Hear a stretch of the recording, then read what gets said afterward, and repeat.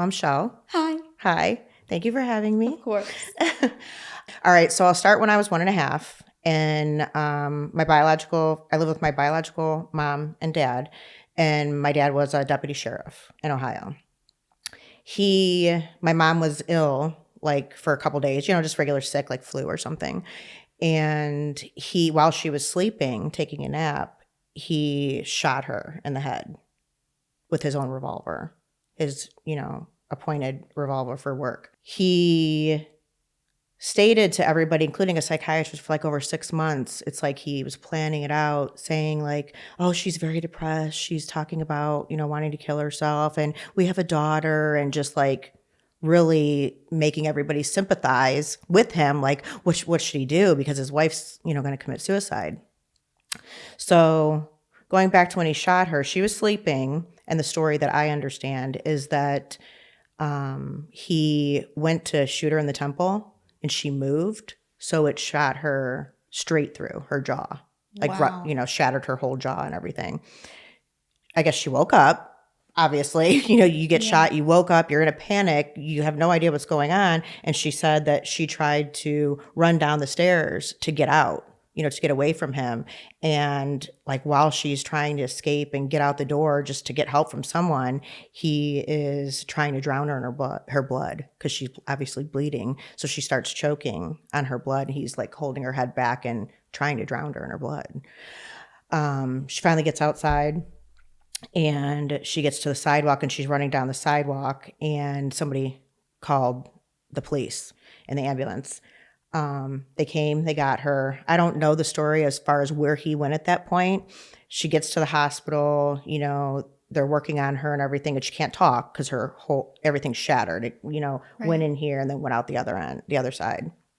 So she asks for a piece of paper. Now, all the police officers and their wives and everybody are coming because Gail got shot, Nobody knows exactly what happened. She asked for a piece of paper and said, Mike did it. She kept writing, Mike did it, which is my father. The story I understand, and even just looking at articles, looking back just recently, because you'll see in my story that it's just my family's pretty fucked up.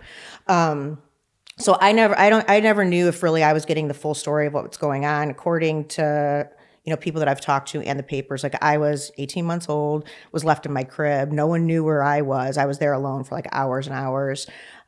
They finally arrested him. She gets out of the hospital, after a few weeks, jaw wired shut, everything. I'm now back with her. At that point, they're going through the legalities of all of it. He gets arrested, and keeps telling everybody that she did it. She did it. She did it. She did it. He didn't. So his goal was to shoot her in the temple and make it look like she committed suicide. Yes. Okay. Which he had planned, for 6 months. He was going to a psychiatrist, telling like friends, everything. And she wasn't suicidal, at all, according to her side of the story. Right. So fast forward, she really doesn't get justice. I mean, it's in the papers and everything, how nobody feels that there was justice, because he then finally admits and says she was trying to shoot herself and he was grabbing the gun, so they were fighting over it. And she shot herself, kind of thing. But then he ended up doing 6 months in prison answering phones because he was a police officer. Yeah. And this is going back to 1978. Mm-hmm. So, they're really sad to say, and I mean, I know it still happens even sometimes now with, the police. Yeah. That right. It's just crazy. It's not treated the same. Yeah, yeah. So that's like the start of it. And I think the start of my mom and her own trauma and her own, she was adopted and never really felt loved. And then she has this guy, and then he freaking tries to kill her, shoots her. And, we find out even later that I guess his first wife, he supposedly had pushed down the stairs and she was crippled for life. Jeez. I know. So this is like going, it was so long ago, 1978, and, there's not social media. There's not all these things. Nobody really knows about things that are going on. But my mom, after all that happened, I mean, she was like a warrior. I guess she fought through it all, and, she still had me. And after all this happened, she was a secretary, and then she ends up getting a bartending job. I'm like 2. or whatever, gets a bartending job and decides to marry the town drunk. The guy who is such a blast, so fun, everything like that. You don't see any of his behaviors during this time. She marries him. He becomes my stepdad when I was only like 2.5. I think she was like very traumatized and like felt lonely and, Scared, scared, everything. And I try not to like, looking back, I try not to like blame her because, trauma is tough. We know trauma is tough. And she probably didn't know how to handle it. It's not like she never went to therapy and didn't do things like that. Like, it's hard to, like, and I've realized this and learned this recently. I think it's hard to separate that. We think that we look at parents, teachers, all these things as these figures that are supposed to do A, B, and C. But at the end of the day, we're all just humans, and no one walking really through. Knows. Yes. It's like the ages are different, but there's no one's wiser. I know. It's hard. Yeah. And it is. It's like it doesn't make anything right. It just you view it through a different lens. Yes, especially if you have no guidance. And she didn't have guidance. She didn't have I had my grandparents, who adopted her, but my grandma was an alcoholic. My grandfather was kind of an asshole, military guy. And that was the environment she was in, Yes. She was in this bar environment. Supposedly abuse. I think she was sexually assaulted by my grandfather but she didn't talk about things, ever. I don't ever remember her ever talking about things really that had happened. She marries this guy, and I have 2 stepbrothers and a stepsister. And my stepsister and I are like just a couple months apart, and the brothers were older.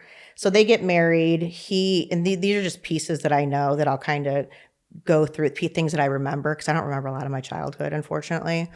But I'll fast forward a little. They have a son that is 5 years younger than me. So they have a bio child together, and then we have the 2 stepbrothers and the stepsister.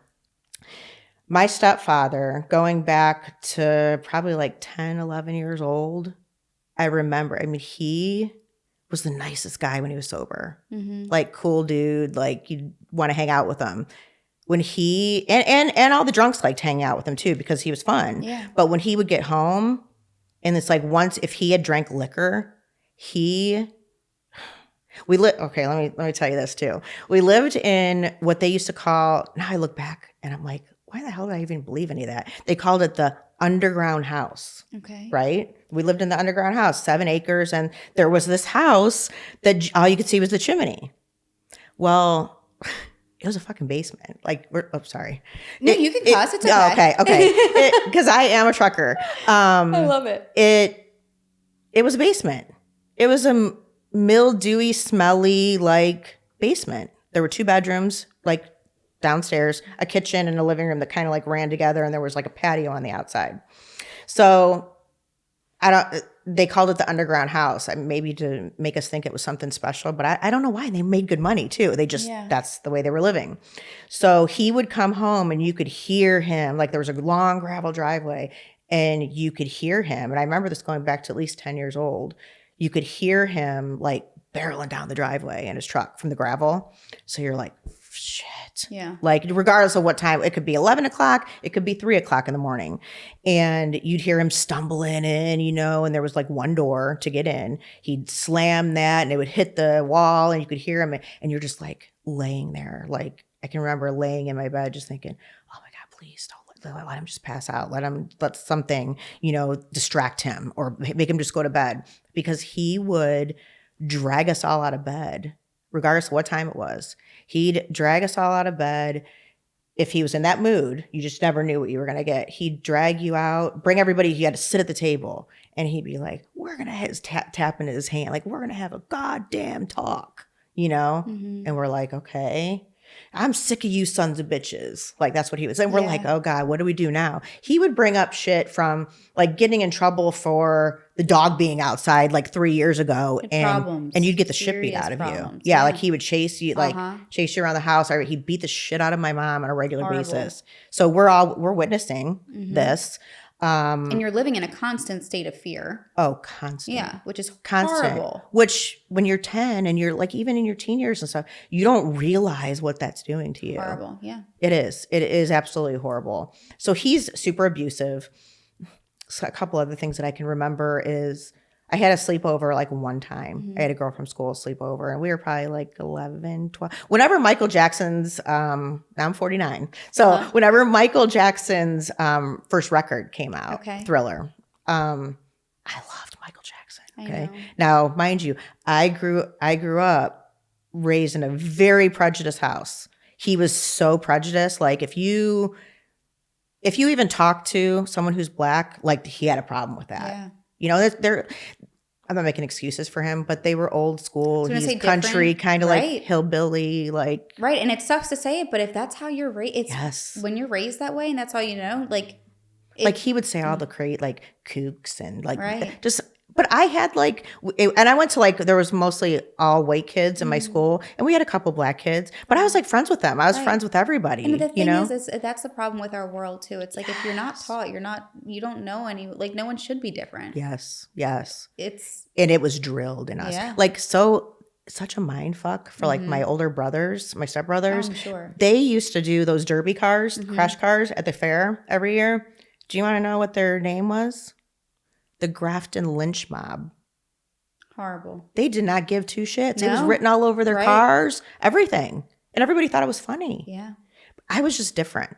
I didn't want to be associated with my family at a very young age. I'm like, I can't wait to get out of here. That's what I was going to say. I feel like sometimes people, because we are, obviously we are a reflection to some degree of our environment and how we're raised. But at the same time, we are our own people. We do have our own souls, and just because you might be raised a certain way doesn't always mean you're going to turn out that way. And as hard as it is, you can get out if you want to. Yeah. You can. But it took me a long time. That in you, I think. Right. You have to want it. Right. And once you're beat down, like by your parents, people who you're supposed to trust and who should be uplifting you, it's really hard. It's really hard to even recognize that. And that's why a lot of times people stay in abusive relationships because that's what they're used to. Yep. And that's normal to them. Yeah. So going back to my Michael Jackson, my Thriller record that I had a friend spend the night. And we're sleeping on the couch. Okay. Yeah, we're sleeping on the couch, and he comes down the thing like he normally does when he's shit-faced, and he comes in like just not even saying anything, but bumping into stuff. And I kind of hear him come over. My record player was like right here, like over to the side of the couch, and I hear him like coming over that way. I'm like, fuck. Like what's going to happen now? I'm going to be so embarrassed.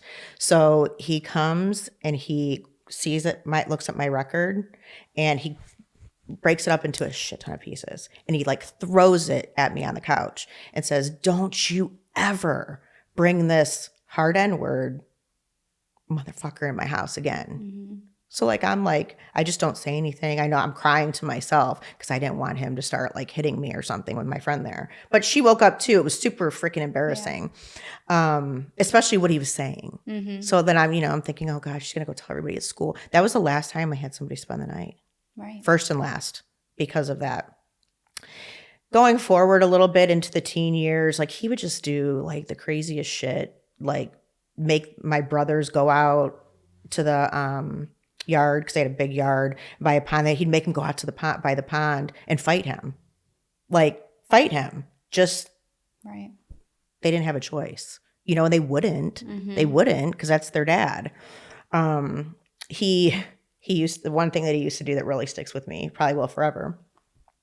We had like a dog and stuff. They were kind of sloppy and just dirty people too. And the carpet in the living room in front of the fireplace, he used to. Now there's been pee, poop, dog stuff, smells like mold. It's disgusting. When we get in trouble when we were all there, he'd make us all like put our nose to the floor, hands back here like this, nose to the floor, like in a circle with all our heads this way, like together. And we'd have to be nose to the floor, like for hours at a time. In the spot.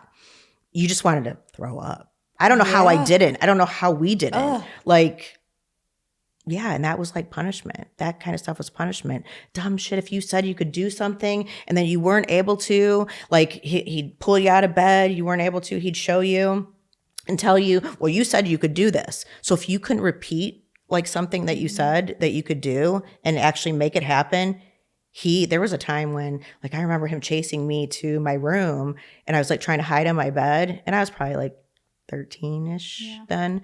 And him literally choking the shit out of me because I couldn't do whatever was in his head, at that drunken time. And one of my stepbrothers like saved me. It's probably the only reason I'm here, because they both got him off. Yeah. Yeah.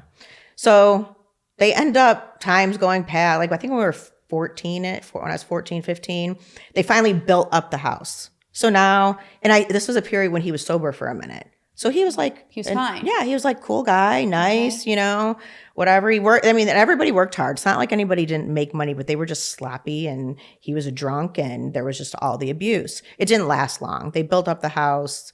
I had my own room now, so I was excited about that. Well, as soon as he started drinking again, probably 6 months after that, he right back to where he was, but way more violent now. Way more violent. And he would get so shit-faced that he would literally come in to the door and just pass out, like hit the floor. And he was like 6'2", 6'3". He was a big guy.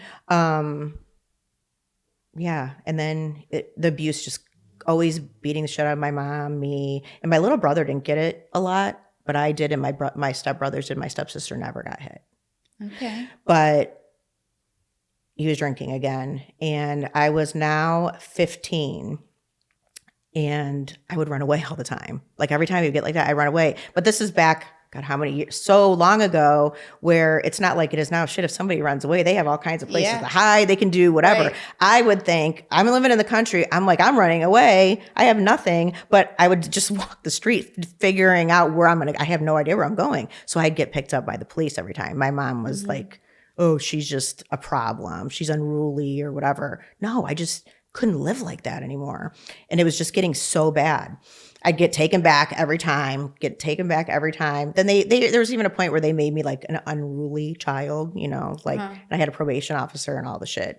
But my probation officer, she started to see what was going on. Yeah. I think, but back then they didn't believe the kids. Right. Like, you're the problem. That's just the way it was. Yeah. So it got really, really bad when towards the end of my 15th year, when I was 15, he beat the living shit out of me in my room with my mom. My mom was standing at the door and didn't do a damn thing. That's when I used to feel bad for her, but when he was kicking my ass and she just stood there, didn't do anything. You're supposed to protect me. Like, what the hell's going on? And I actually was climbing out of my window to get away from him, and my hair got shut. He slammed the window shut. My hair got shut, so I ripped a shit ton of my hair out to run and go. That's when they finally took me out of the house. Okay. Where they didn't just go, oh, you're a runaway, we'll take you to the runaway shelter, or we're taking you back home, or whatever. My kneecap was on the side of my leg. Like, he messed me up. He got domestic violence charges pressed against him then. They gave my mom the choice to remove him, or I couldn't come back home. She chose him.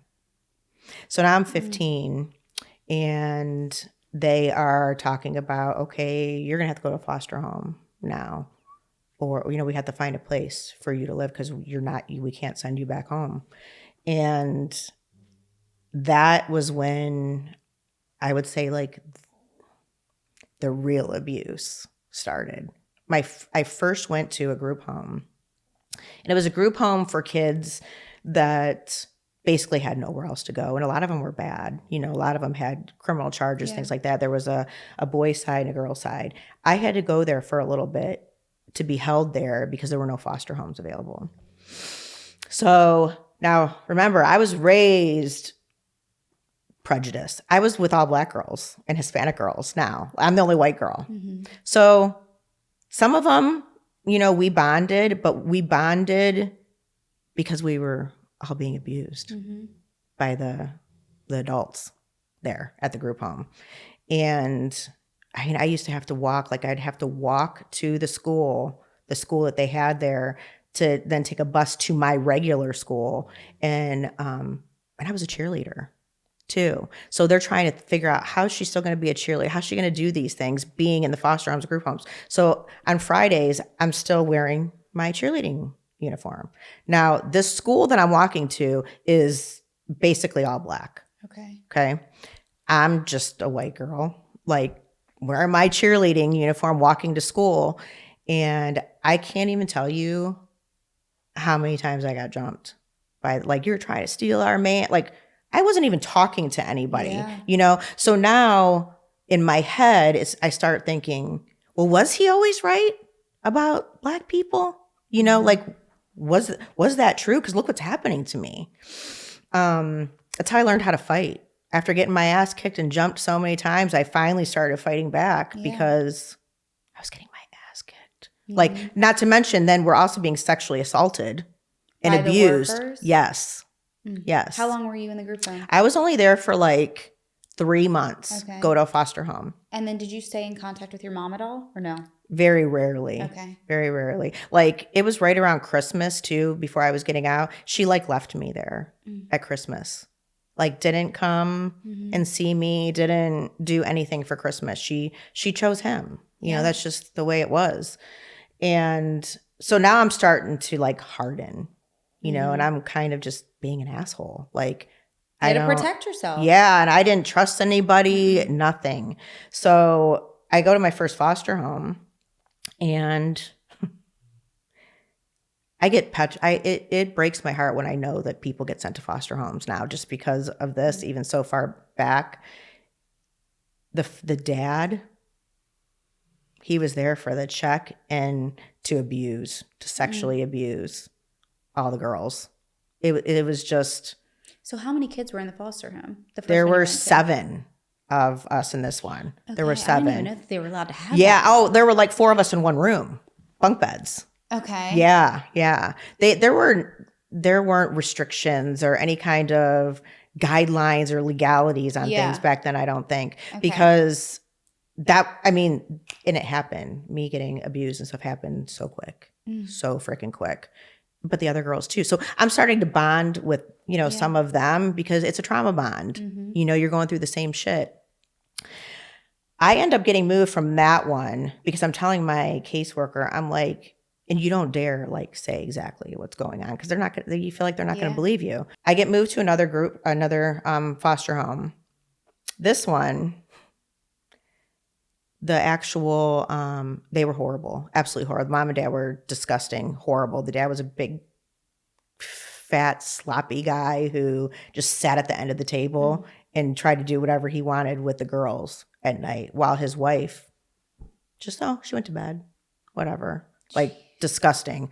So it's literally like what you're saying. It reminds me of just these sick, like something you read in a sick, twisted book that people don't really know happen way more people frequently. Have no clue because it doesn't even sound real. No, you know, right. Like it's how does sick. How does that happen? And these poor kids, you know, it's like you said, it's like that's supposed to be their hope of like something, right. And it ends up with the craziest thing is I feel like it ends up being worse in different ways. Yes. I was begging to go back home at this point. Because at least you were I'll get the shit beat out of me. I'm not being abused like that, you know?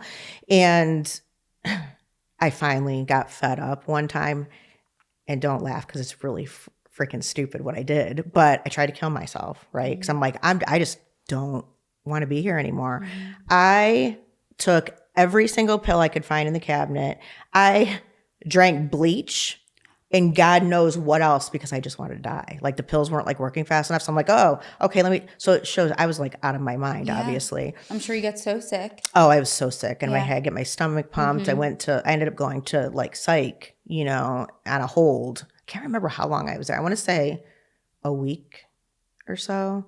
And I vaguely remember my mom coming to visit, and I'm like, I would rather just come home. Like, all this stuff's happening and blah, blah. She's like, no, you know, he's going to try to get sober and whatever, you know, you just deal with that. So out of there, I go to a new group home after this. This is a group home that was the absolute fucking worst when it came to abuse, physical and sexual assault. And no one wanted to believe anybody though. We finally started to say something, and they're like, "Oh yeah, they're just teaming up together, because they're bad kids and all these things." Years later, the one foster brother is a cop and gets arrested for raping women that he pulls over. Oh my gosh. Yeah, yeah. Even the group home, going back to the group home later in time, that place got shut down too because finally 3 different group homes in every state. I mean, that is crazy. Yeah. There was never a group home that I went to that it didn't happen.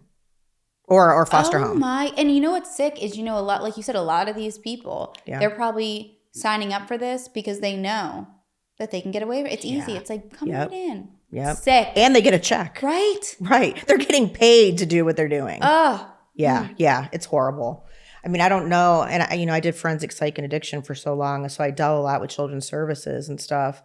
They tend to believe kids a little more. Mm-hmm. But these days, if a mom or dad, if they don't have like a needle hanging out of their arm in front of the kids, or if she's a prostitute and the mom's a prostitute, and if she's not doing that in front of the kids, the kids stay. Yeah. There's just, I could go on a whole tangent about that. So now we're running out of options. Mm-hmm. So my mom says, now my biological dad, remember, shot my mom. Yes. Went to jail and answered phones for 6 months. I hadn't really seen, I don't have a lot of memory from like early childhood. I guess I used to have to go to him every other weekend.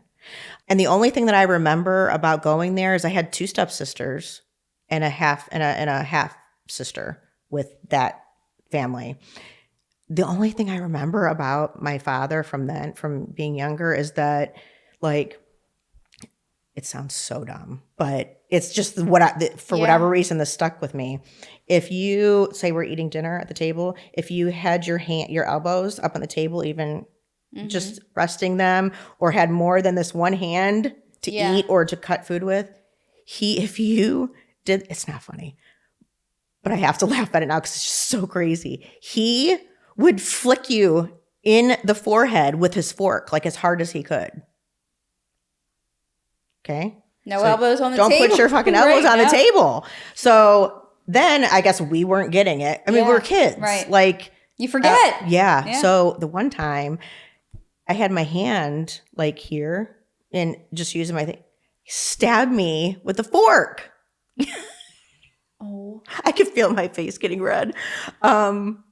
Yeah, like how crazy. I can't even imagine doing that to someone. Right. Like, but he was the man. Like, I just remember him being very like confident and cocky and super narcissistic.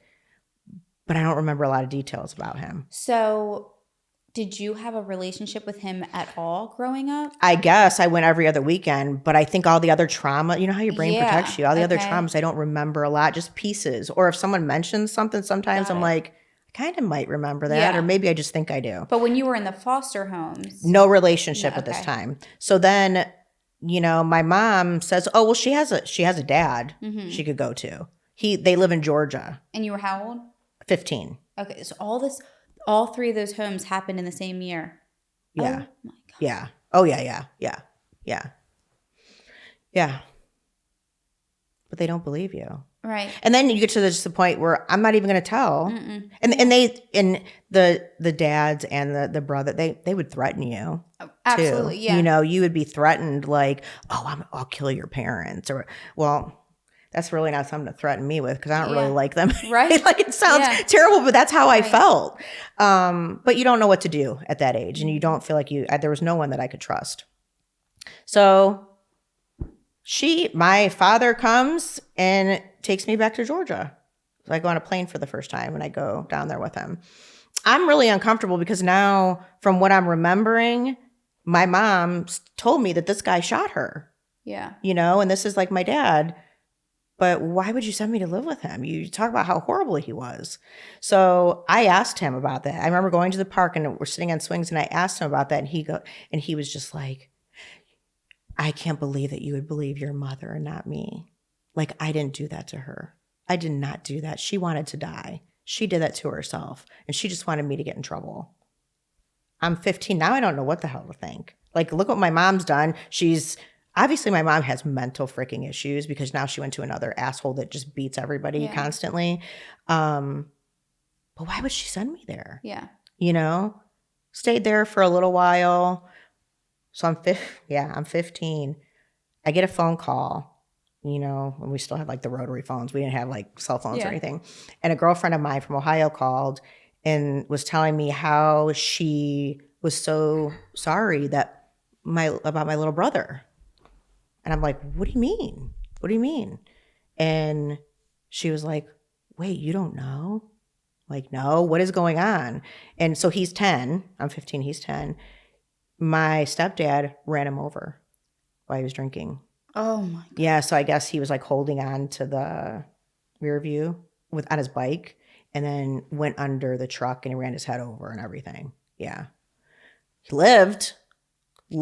Like my half brother, he's my half brother, but he lived. But ever since that time on, he didn't go to jail either, which is really crazy. And that was his son. His son. Okay. Yep. His and my mom's. So now I'm kind of freaking out. My dad's weird as shit. My stepmom's weird. Like, and then I hear this. I just want to go home. Yeah. I want to go back to being beat because I feel now that I need to protect my little brother, which he ends up with a shit ton of problems and a sexual predator and everything you can think of. But I think a lot of it, you know, his head got ran over. Right. But then it became to where he was like, he ruled everyone. So I went back there for a little bit, went back to my mom. Because at this point, children's services aren't involved anymore because I'm at my dad's. So now if my mom says I can come back, I can go back. Now I'm like, beat me all you want, whatever. I'll just come there till I'm 18 and then be done with it. Well, didn't last very long. And thankfully, children's services got back involved again. And this time they kind of saw me more for like who I was or who I was trying to be. You know, even at 16 years old, I was working. I was doing like all the things I was supposed to do. I had good grades in school. They ended up, when I turned 17, and I had to keep going to the runaway shelter and just all that drama stuff. But when I was 17, they let me legally be on my own. Like kind of emancipated, but it wasn't emancipated. They didn't call it that. It was like independent living or something. So they helped me. Get my apartment. You know, like I had a little 1-bedroom apartment. I ended up getting pregnant when I was 18, and I only had like a month and a half left of school, but I like withdrew from school. Took my GED though right away. Got my GED, scored like the second highest in Ohio or whatever because I wasn't like a dipshit. Yeah. You know, I didn't want to go and face people and people know I was pregnant. I'm like, God, one more thing. I don't want all these people to like know everything that's going on with my life. So I'm pregnant, enroll in college to start nursing right away. I'm like, no, I have to make sure I can provide for her, you know, all the things that you're supposed to do. Her dad and I, that just never worked. So I was raising her like on my own and move forward a little bit. I'm still going to school full time. I'm working and I have this little baby now. I end up with somebody I went to school with. I end up with him. He is the spitting image of my stepdad. Not looks wise, but as far as behavior wise. Okay. So he is nicest, coolest guy ever. So much fun until he drinks. And then he becomes a motherfucker. Like beating the living shit out of me. Now I'm in nursing school at this point too. And we're living together. So my daughter was like 2-ish, like around 2 years old. Every time he would come home, he would beat the shit out of me, like that I was out cheating or whatever. I was sitting home the whole time with my kid, you know, like but I felt like I loved him. He's not like that all the time, but that was, I didn't know what love was, you know? Yeah. And there ended up being a time where he beat the shit out of me, like ambulance came, beat the shit out of me. And I go to the ER and it's in the same city where my dad shot my mom. The head nurse in the ER happened to be someone who my parents knew. And she was like my godmother's friend or whatever, but she recognized my name and she was like in tears. And like, then they ended up doing domestic violence charges on him. Like whether, and I was like, no, he should, I don't want charges. You don't want him to press charge, but they took it out of my hands at that point because I was like beat so bad. And then go back to him again after that. And then shit happens again. And now I go to nursing school and I'm in clinicals and I can't talk because my jaw is so like messed up. So I can't talk. I'm kind of talking through my teeth. Well, God bless this lady. She was our director and she called like the women's services to come and talk to me. And I don't know what happened in my mind at that point, like to where I was like, okay, I'm going to leave him. I don't want to live like this. And I have a baby girl and she needs to see different. So that relationship ends. Funny story, side note. He just had to contact me. Now this is like, I'm like 20. So that's what, 30 years ago? 30 years ago, just a couple of years ago, he contacted me, had his attorney contact me because the job that he wanted to do, he asked if I would take those, like get rid of the charges because he couldn't work with those charges on there. So, I mean, enough time had passed. I'm like, whatever. Yeah, that's fine. So he can work. But it's just funny how it all comes back around, eventually. So moving forward, I'm still like, I'm probably an emotional mess. I was probably like a little nutcase. So were you back to living on your own? Now I'm on my own. Now I'm on my own, living with my little baby, and I'm doing school and everything. And I can feel my face like getting red. Living on my own. Now I'm at the point where like, I can do this. I can do this on my own, and just be alone and do school and do all the things. We're living in a efficiency apartment. It's cheap. I needed that right then. One of the nights, now in my efficiency, there's only a door and then there's like a little window that kind of sat high, like you could crawl through it if you had to. But to get to my apartment, there were a bunch of steps. So it's like, it was wide open, like anybody could see someone get in there. In the middle of the night, someone had obviously been in my house like that whole time. Like that whole evening. I have I think, I don't know. And in my head, that's what I think because I didn't hear anything. But all of a sudden, it's pitch dark. My daughter's crib was like over here, and then my bed was here. And I got hit in the head with, I know it was a gun after I was laying in bed, getting ready to go to sleep. I got hit in the back of the head, and he was like, behind me, like on top of me. And he's like, don't fucking move. Don't say a fucking word or I will kill your daughter. So I got raped like in every which way you can think of by gunpoint. I have no idea like how, like time wise, like how long it went on. I didn't see the person. It was, still don't know who it was. No idea. Nor did I say anything because I'm 20 years old. I'm thinking, yeah, they've threatened my parents before and done things like that, but now they're threatening my baby. Right. I have no idea to this day. No idea. So you think that person was waiting for you? They were either in there or they got in and I just don't know. Because it was pitch dark. Right. So I'm kind of keeping everything that happened, to myself and, just moving forward. That's all I've ever known how to do. I was starting to go out a lot, probably a little bit too much, like on the weekends with my friends. My 21st birthday came, and we would kind of do the party and kind of just living life. Now I'm a nurse, just raising my baby. Or she's not baby, but she's, 2.5 now. We would go out, started going out downtown Cleveland and, you get to know the bar owners and all, you just feel like you're the shit. And you're young at that. That is young. the time, like, Yeah. So I end up meeting my first husband out. We were all out. And when I initially met him, I was just, he knew some other people that I knew and everything. And it was just like, I don't know, we just right away hit it off. And life is like so good, like for me to where I'm like, what's wrong with him? Like there's something wrong with him. There's no way. Now to me, and like every time he'd be like, no, I love you. I'm sticking through this. And he knew like a lot of the stuff that happened when I was younger. He was so good to my daughter. I was like a nutcase though, to where like I just didn't believe he was who he said he was, that he was that good. Like, yeah, but also, how could you like? right. How do you have any trust in anyone at that point? I mean, you've Shit. only been with the Yeah, worst, right.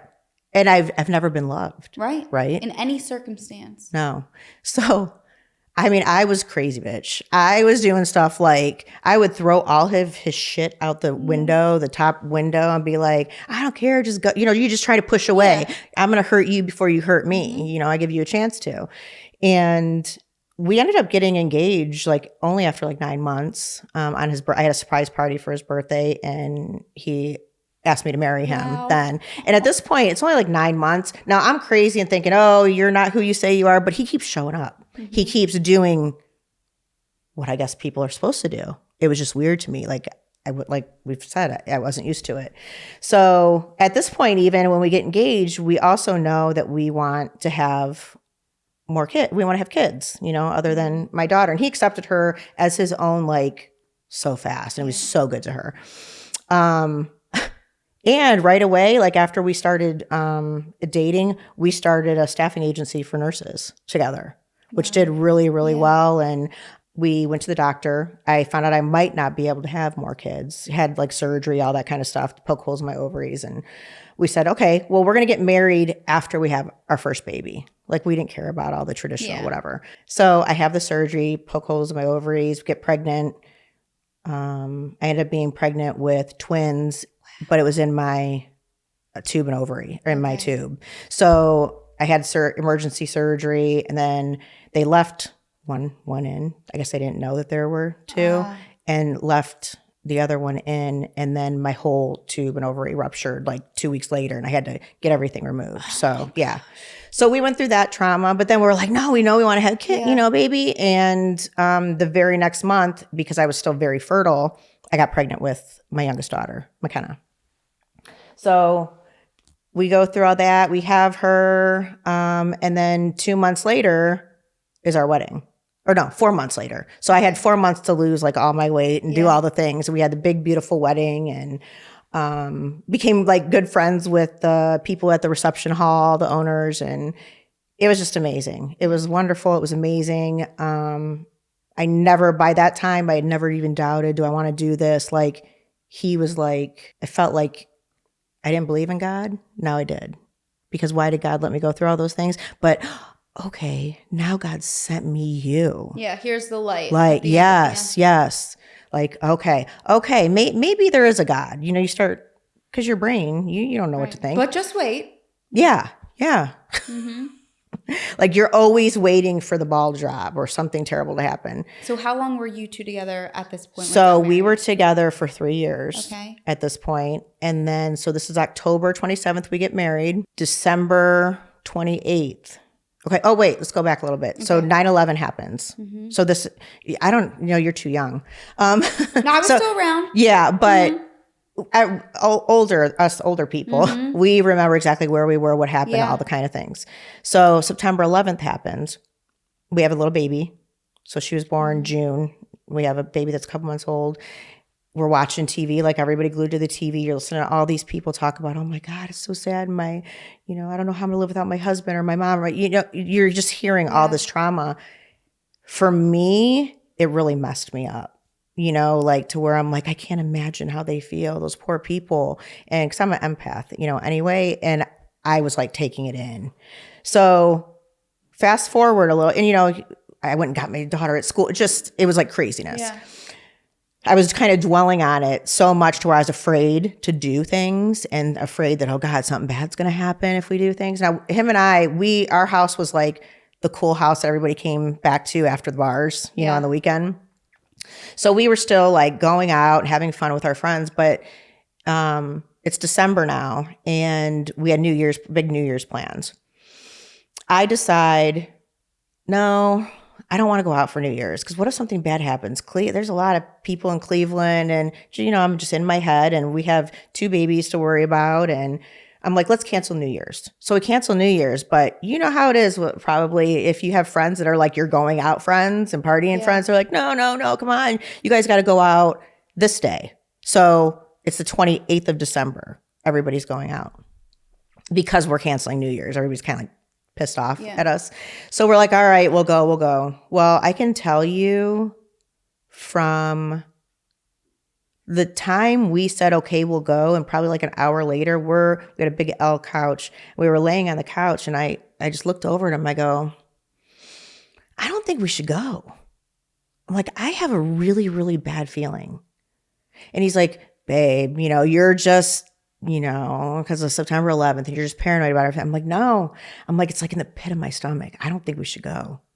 And he's like, no, we'll be fine. We're just going to go out and have fun, and that's it. So I remember him bringing my oldest was at her dad's like for the weekend at this point. He brings the baby into our bedroom when I'm getting ready, and I give her a kiss, and he's like, say bye to our baby girl, like he's taking her to his mom's.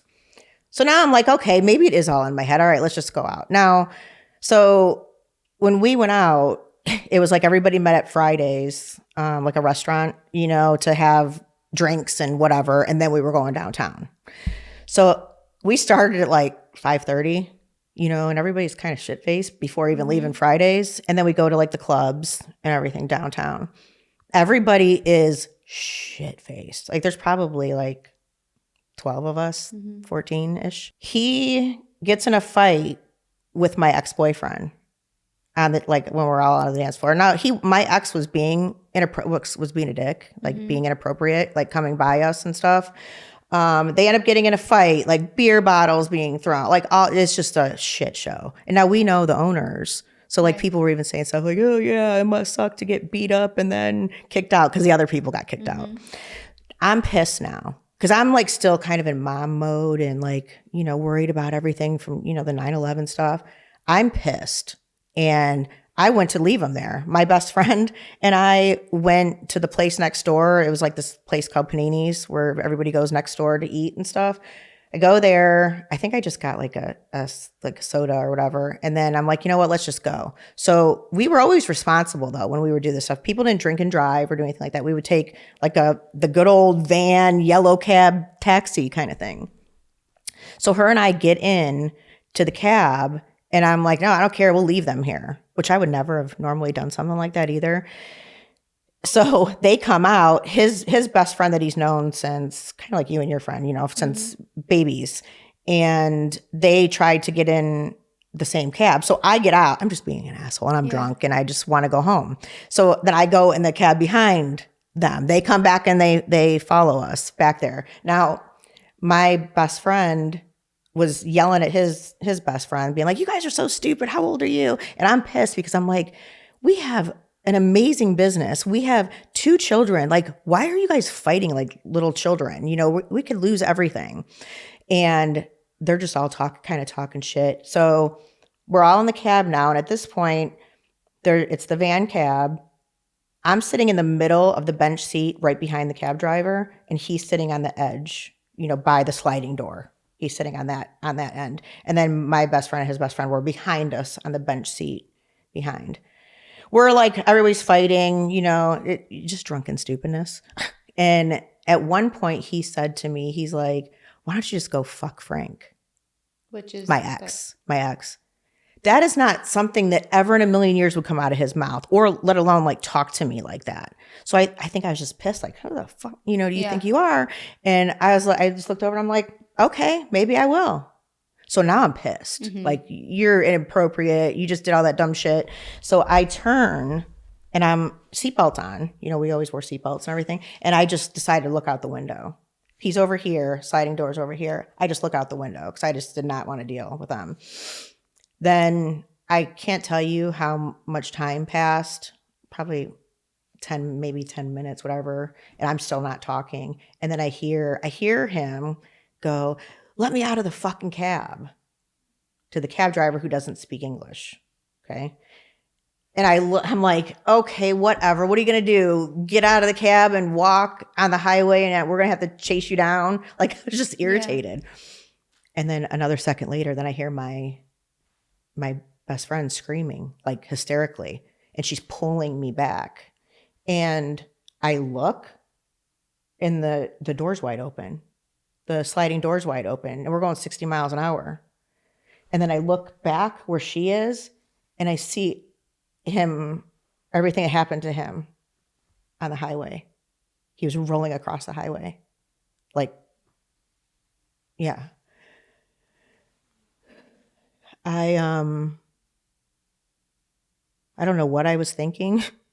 Just, I'm sitting here, I'm lecturing about like our kids and all this stuff. Well, I'm holding on. I'm telling him to stop, and I'm hitting the cab driver. You stop the fucking cab. He's slowing down, and they think that I went out at 30 miles an hour to get to him. So you jumped I out. jumped out. Yeah. I mean, still remember now. I have the memory, back of the reality that I remember it not looking like it was that fast. And now I had just got married, so I lost on my weight. I had tall boots on and skirt, had my boots off because we were like dancing and stuff all night. So I'm barefoot and it's cold. It's cold. It's December in Ohio, so it was really cold. I somehow fell not face first. My face didn't hit, but I landed on my hands and fell forward. And then I was able to get up, and it was pitch dark. It was on a bridge. And I remember I'm running and all that's going through my head, which was the craziest thing ever, was his life. And then our life. Like, it's all like kind of like what you would see in the movies. Like, it was so bizarre, but that's all I was seeing. So I get to him. Right now it's dark. My friends are still in this cab that's still going. I remember, like, I'm trying to find our phone. We had two phones. We had a business phone. They were just the old flip phones now at this point. And I'm looking for the phone. I'm like, shit, he had both the phones in his leather jacket. So I'm still not to him yet. That's how far I had to like run. I get to him and I can see that the white line is there, at least, that he's on the line. So he's not in the road. His body lands like right on the line somehow, because I was worried about him getting hit or whatever. I get to him. He doesn't have a pulse. I remember just saying, oh my God, please don't let this happen. Please don't. So then I still don't have a phone to even call 911. I start CPR. Now my friend, so I'm CPR. I can't really see him that well because it was pitch black, old country highway road, until the cab is backing up now, almost close to us. I start to see some light, and I see my friends, and they're calling 911. Well, they're like hysterical. Completely hysterical. Like, you couldn't even make sense what they were saying. They're talking to 911. So I take the phone then. I have 911 here while I'm doing CPR because they couldn't function. And then as the light's coming back, then I saw the blood. And it was the back of his head. He must have fell out. They think he fell out, and when he jumped out, that at 60 miles an hour, that he cracked the back of his head. So he had a traumatic brain injury. I didn't see how bad that was, or that the blood was like everywhere. I did CPR on him for 44 minutes because they dispatched the wrong ambulance to the wrong place, the wrong county, the wrong city or whatever. So now when he did, towards the end, he blew my cheeks out, blew air back in my cheeks. So I'm like, oh, thank God. Now I know later that was like an agonal breath, they said he pretty much was gone. Then, like, he didn't feel anything, he didn't remember anything. Ambulance came. I demanded that they let me ride in the back, and I rode in the back with him. They couldn't intubate him. It was just like a complete shit show. Get to the hospital. Our friends, the cab actually ended up taking them and then charged them to take them to the hospital. To drop them off. All of a sudden I start seeing people, like, I don't know if Jen and John, if they like called the friends, if they called people, and everybody starts showing up at the hospital, and they take him back. I'm not allowed back there at this point. They take him back, and we're waiting. And I remember them coming out to me and saying, you should probably call his parents, whatever. And I'm like, why? I don't want to worry them. He's going to be fine. Like, I was just like completely in shock. And they had me call his mom, and I can remember the room. There was just this old rotary phone, and it was like this little tiny room with like two chairs and then a little table and a phone. And I call his mom, And I'm like, hey, you guys might want to come to the hospital because, there's an accident. Jay got hurt, but you really don't have to because I'm sure he's going to be fine, kind of thing. And like friends were like there and they're like, they tell me now, I know now that they were like, what the hell? Like, no. So somebody called her back and was like, no, you need to get here, kind of thing. I was like in complete denial. He's in ICU. They let us, take that. Now we have a whole huge room full of people, like in the waiting room in the ICU. Like friends are coming from everywhere. And the neurologist comes out to me and he's like, we have to put him on life support and he has zero brain activity. I'm like, so what does that mean? I'm like, that's okay. He'll be all right. Now I'm only 25 years old. He's 28 at this time. I didn't want to believe him. I'm like, you don't know what you're talking about. Like, I need to have another specialist, another neurologist or someone else tell me this. He's like, okay, I understand. He was very nice about it. Now, mind you, he was one of the best neurologists in Cleveland, but in my mind, no, you're not telling me what I want to hear. What do you mean? Yeah. Like, he's not going to live? Because I just figured, okay, he can be on life support and he'll get better and I'll take care of him. Right. Whatever. We'll just have to do it. Well, the next neurologist came and it was the strangest thing. They came and gave me his rings because he had like a ring on his right hand, then his wedding ring that he was like so proud of.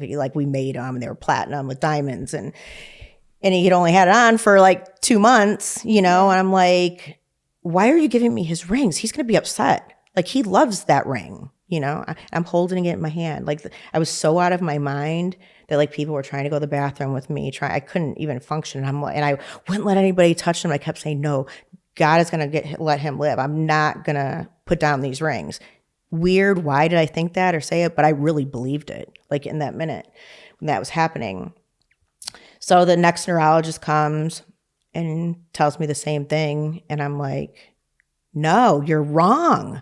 I will take care of him for the rest of my life. Like, as long as his mind is there and he'll come back, I will take care of him. I'm not taking him off life support. And they said, ma'am, I'm so sorry. You don't have a choice. I was like, what do you mean I don't have a choice? Do you know what I mean? Yeah. Like, what do you mean I don't have a choice? People do it all the time and they go on life support and come out of it. I just couldn't wrap my head around it. And then they were bringing in, do I want to do an organ donation? Do I want to do all those things? And I'm like, I don't really remember a lot of this, just what's been told to me. Like, everybody was allowed to go back there and say goodbye to him. And I was like, just sitting there, like staring at him, like not saying anything. And I remember he had like warming blankets on him and stuff. And his eye was like huge. When I'm like, I thought he didn't really have any broken bones or anything. And they said the impact, So to me, it just like he must have, because his head was all wrapped. They had done multiple surgeries on his brain to try to stop swelling, multiple MRIs. They thought he moved once, but then it was a reflex, So now it's time where it's being taken out of my hands. So I at least want to do organ donation. So I have his mom, sit down with me with them. And I wanted to donate, don't ask me why, but everything but his eyes. I thought it was going to be weird to look at someone else that would have his eyes, when you get to meet the recipients. So we go through all that. Everybody's saying goodbye. This was like 2:33 in the morning when this happened. And now it's about 11:30 a.m. They're saying that we have to go home and like leave him there. And because, they have to do the organ harvesting and testing and all that kind of stuff. And they were going to take everything out. And I guess I wouldn't leave. Like, I was holding onto his bed. They had to like physically remove me because I did not want to leave him. He was the only person that ever loved me. Like, he's my person. Like, I'm not leaving him here. It's so sudden. Yeah. And like, seems like just so out of character for you guys. So out of character for everything he ever was. It was just a drunken, stupid mistake. And that's why I always tell everybody, like, you just don't know. You just don't know. It could be a second. Just one dumbass mistake. When you're drunk, it's like your mind is not even. Well, even me. You're invincible. Who the hell's going to jump out at 30 miles an hour even? Where me, I'm like, oh yeah, this is good enough. I'm going to go get to him. No, you don't think. And that's what people forget all the time. And, everything's hindered. So I go home. I remember having to tell Chelsea, my oldest, came home, and I was at his mom's because I didn't want to go back home where we lived. Yeah. I couldn't do that. And they called me at so now it's 10 at night. They call me to tell me that they're sorry. I'm laying on the couch. Oh wait, let me go back to I had to tell my 6-year-old daughter at this point, which was probably one of the hardest things I've ever done in my life because she loved him, And how do you tell a 6-year-old? How do you even tell them? So I just remember telling her, and I kind of made the mistake of saying well, he's everywhere and he'll always be around us and he'll this. And so then she was all of a sudden, just being 6, is he that butterfly? Is he that bug? Is he this? Is he, which was breaking my heart. And I just was not functioning. And now this is December 28th into December 29th. So I'm laying there on the couch, and it's about 10 at night, and the hospital calls. And they want to tell me that Life Bank, for the organ donation, they're not going to be able to do it. And I'm like, why? Because he was so healthy, worked out all the time, ate right, did everything you should do. Never used drugs like that. I mean, we did dumb shit back in the day, but not needles, and not that that's an excuse, but, or justifies it. They told me that he had hepatitis. And I'm like, there's no way he has hepatitis. I just had a baby 6 months ago and had every test. We are never apart. He does not have hepatitis. Redo the test. So they couldn't donate his organs because of this. All of his organs, which he was in great shape. Yeah. So all those recipients were already notified. Everything. Did they redo the test, or they wouldn't do it? They said, we've done the test. Long story short on that part, though, months later, when I'm at my court, we had an office at the corporate center. It's a big building, with just businesses. They call me. It's months later. They call me to apologize that the tech messed up the test. It wasn't his. The one thing that I would have had to hold on to meet these people that got to live on through him, was taken too, So nothing even really happened with that. I was just pissed and whatever because I, was in a different world anyway. I was even at the funeral, I remember laying there. I was laying there before the days before the funeral, because now it's New Year's is coming. Right. And I'm like, how are all these people going out? How are all these people going out with everything that just happened? But it only happened in my life. How's everybody going out and celebrating? And now I'm going back to 9/11, and oh my God, I never would have thought these people felt like this, that it's this bad, that it's this devastating, that you just want to die. I just wanted to die. I wasn't even thinking of my kids, which they're my world. I just wanted to be with him. It was crazy. I don't even know how my head went to that, when we had the wake, the visitation part, something that always will stick with me forever too, just about the dumb shit that people say, when people die. And there's so much that I don't remember, but I remember this lady coming up to me, and she kind of puts her arm around me and leans in, and she's like, don't worry, honey, you're really young. You'll find another one. Another husband. Yeah, I'm lady. Now I know she went later. I know that she went through that too. Yeah. And but God, just please, people, let's just watch what we say. Yeah. And I mean, I was so out of my mind that I tried to crawl in his casket with him. I was a freaking mess. Yeah. I was a mess. But I was also walking around in shock. I mean, 2 days, even before the funeral, 2 days after, I had 150 employees, nurses, that I had to pay.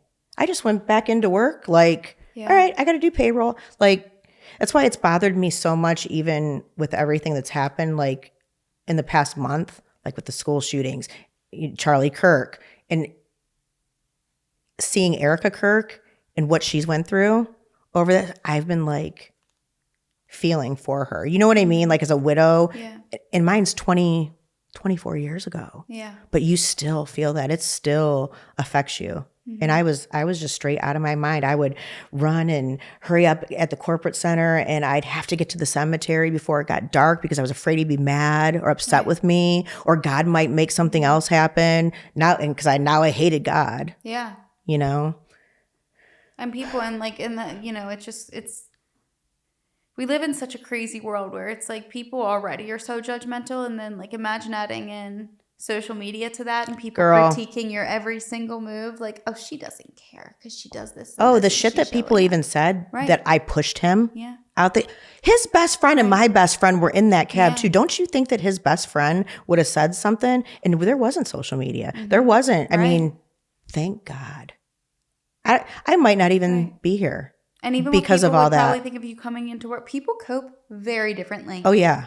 People don't want to just sit around in their feelings. They all like judge. So now, but I was used to trauma, you know, but not this kind of trauma. This was like this was very direct, and I think too, like you said, it was the first light that you had. It was and then it was ripped from you. Right. So then I'm mad at God, thinking, how dare you?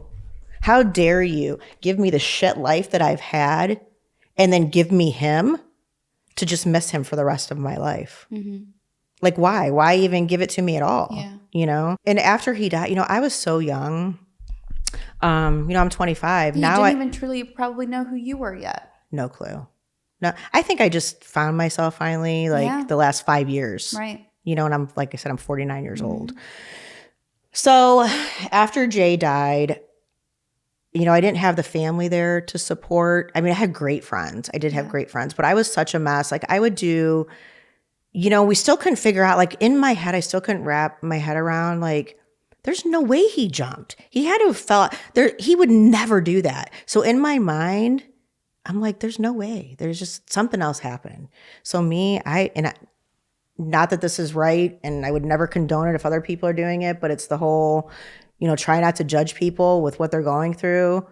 For weeks, I would go out on the weekends. Now, my friends accompanied me, I think, because they knew, well, she's doing this whether we like it or not. We bet we should at least be there. I would go and get completely shit-faced, like we were that night, enough to where I then wanted to get in a cab, sit in the same seat that I was in, and when I saw that it was at 60 miles an hour, I wanted to open the door to see what he saw. Crazy. Yeah. I just kept doing it, like, and I'd still be seat belted in, you know, but I wanted to open that door. I mean, I freaked the freaking the cab drivers out every time, but I just couldn't wrap my head around. It didn't make sense. No, but throw a shit ton of alcohol in there and you can pretty much do anything, or think you can. I know he didn't jump out thinking, oh, I want to kill myself. No, I like, think just it was like, yeah, you're let drunk. me out. You're and drunk. Stupid. You're stupid. You're like, you want to prove something. Yes. I think he probably wanted a reaction. And he was so like a baby like that, like a powder. Like, there's so many different aspects. And when you throw in alcohol, even going back to your other experiences, it changes people. For sure. Day and night. For sure. Yeah. And I mean, even like my abusers. Right. Nice. Where it also made it look like the people that weren't living in the house, they think you're crazy. What do you mean? Not nice, Jim. No way. Yeah. Like, they don't see that side. Scary. It's very scary. So moving forward, I was a mess for a really long time. I OD'd a couple times, like at his grave. My friends found me. Like, I bought a plot where it was like a cement in the ground, and he would be on the bottom and I'd be on the top. Like, I was just truly out of my mind, and I didn't think about my kids still for months and months and months. I could barely look at my baby because she looked so much like him and he loved her so much. I live with a lot of guilt, you know, with that, because I just wasn't functioning. And sadly, no one picked me up, you know, from that to where you can move forward. I think it's so important, like with people, when, you know, you have all these people around you and they're saying, oh, if you need anything, we'll be here. We'll do it. Stop saying that to people unless you really mean it. Don't even say it. Just do it. Yeah.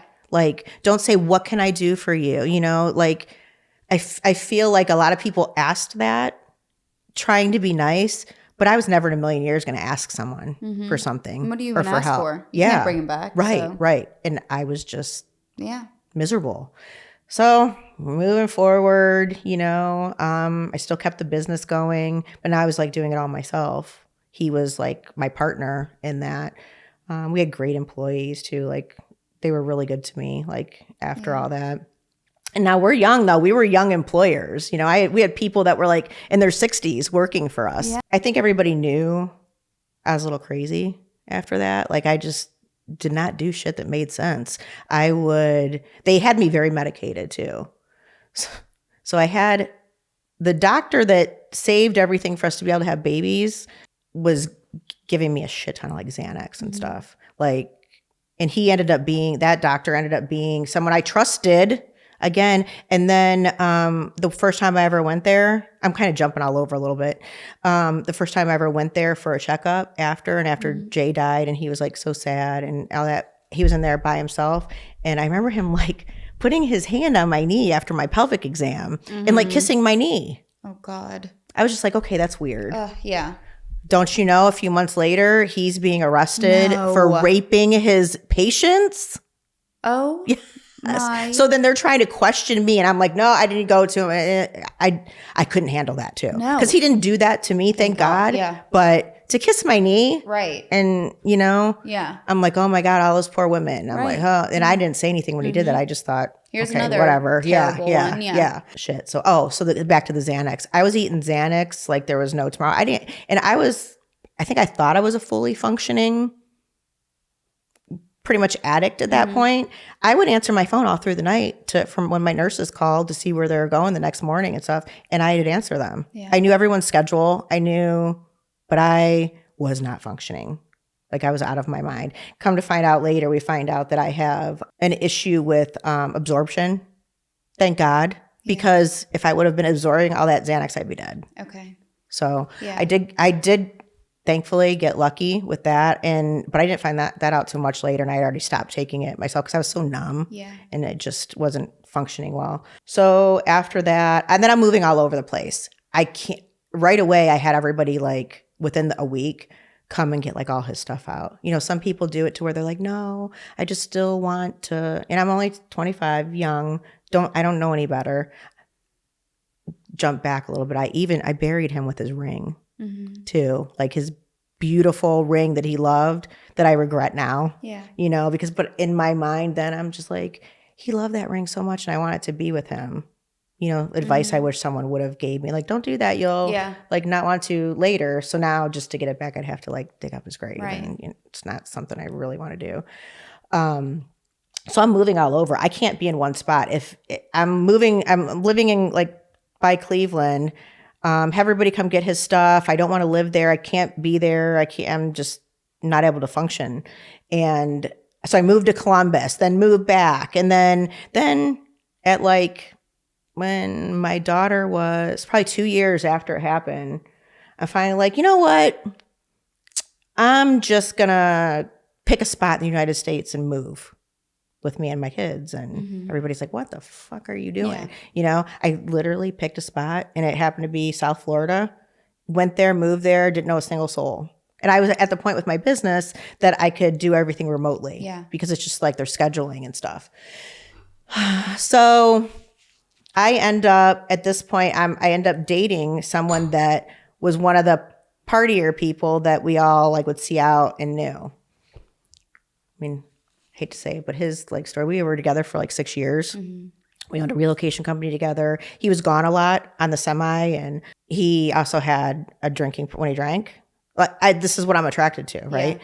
So why I still don't know, So, I mean, I know now, but at this point I didn't know. Right. He was like Jekyll and Hyde. Like it was like after 2 drinks, if he did that 3rd drink, you could start to see the change, that face change and that snarly, smart ass, whatever, and just starting shit. He was never like physically abusive to me, thank God, but he was very verbally abusive, and it was just like, one of those people where they want to argue with you about something. And when you're trying to escape from them, they're still right in your face. And he was like a 280-pound ripped bodybuilder, and then he loved cocaine too. So that was like the first time I had ever done that. Like we would do stuff back in the day, like ecstasy and whatever crazy ass shit. But I was like, ooh, not cocaine. I'm never touching that. So, but when I was with him and we would go out in Cleveland, we'd go back when we were home in Cleveland, we would do that kind of stuff. And he couldn't go out without it though. And it started being, he'd be gone for like 3 weeks, 4 weeks at a time. And when he would get home, that's like what he wanted to do. So obviously he was doing that crap like on the road too. And I just didn't know. I was back in school again because at this point I wanted to go to law school. So I'm back in school and I'm running the business from home.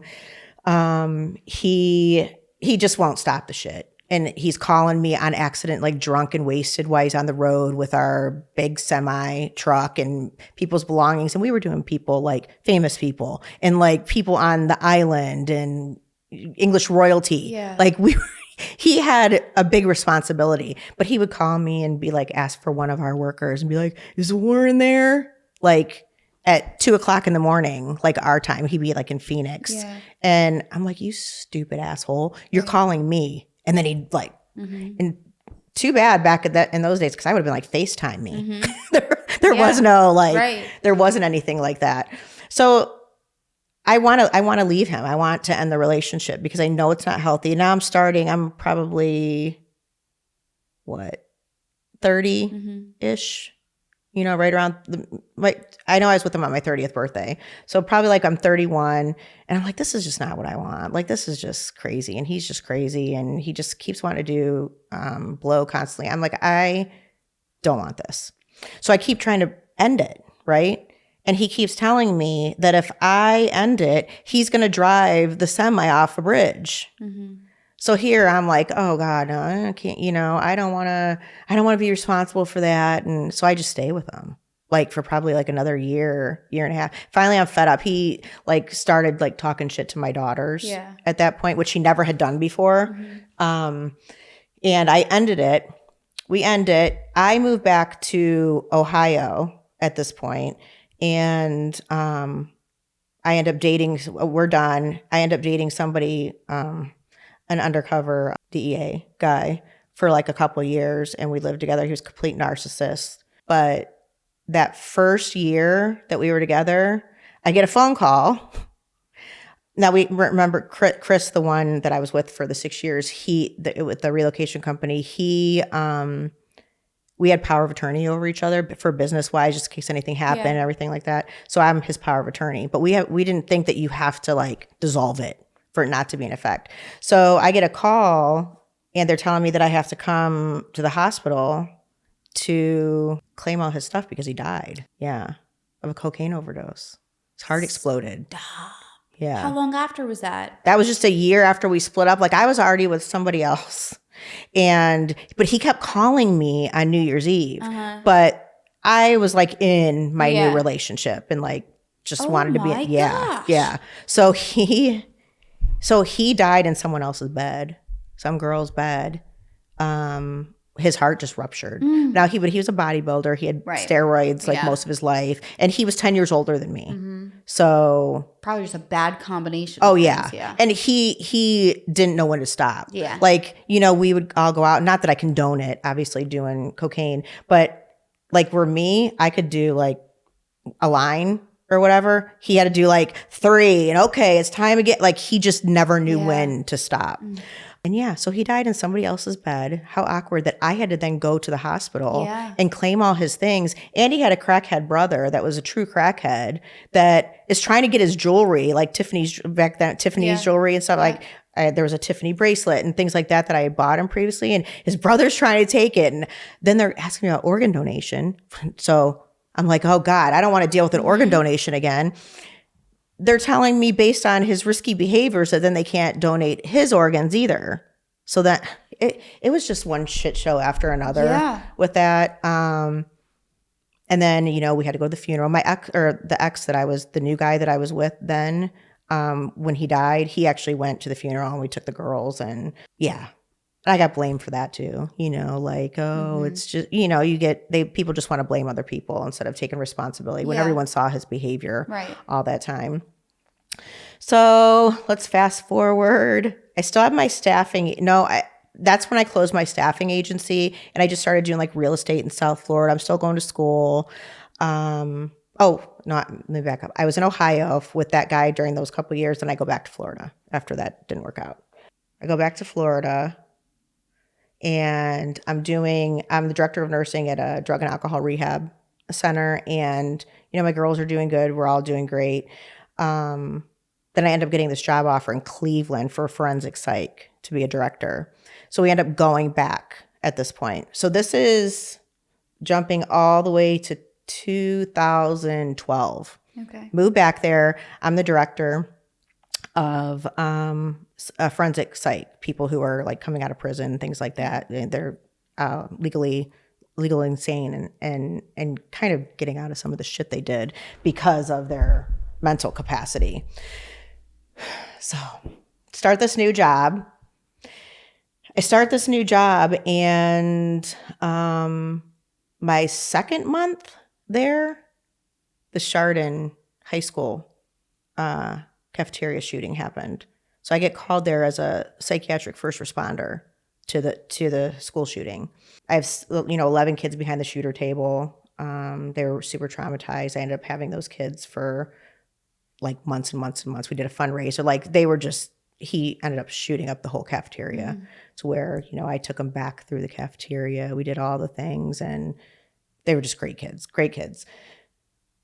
In that time, so the Chardon High School shootings happen. I was moving some of my stuff back from Florida, the remainder of my stuff, and I worked out all the time then. So I started getting this pain in my upper back.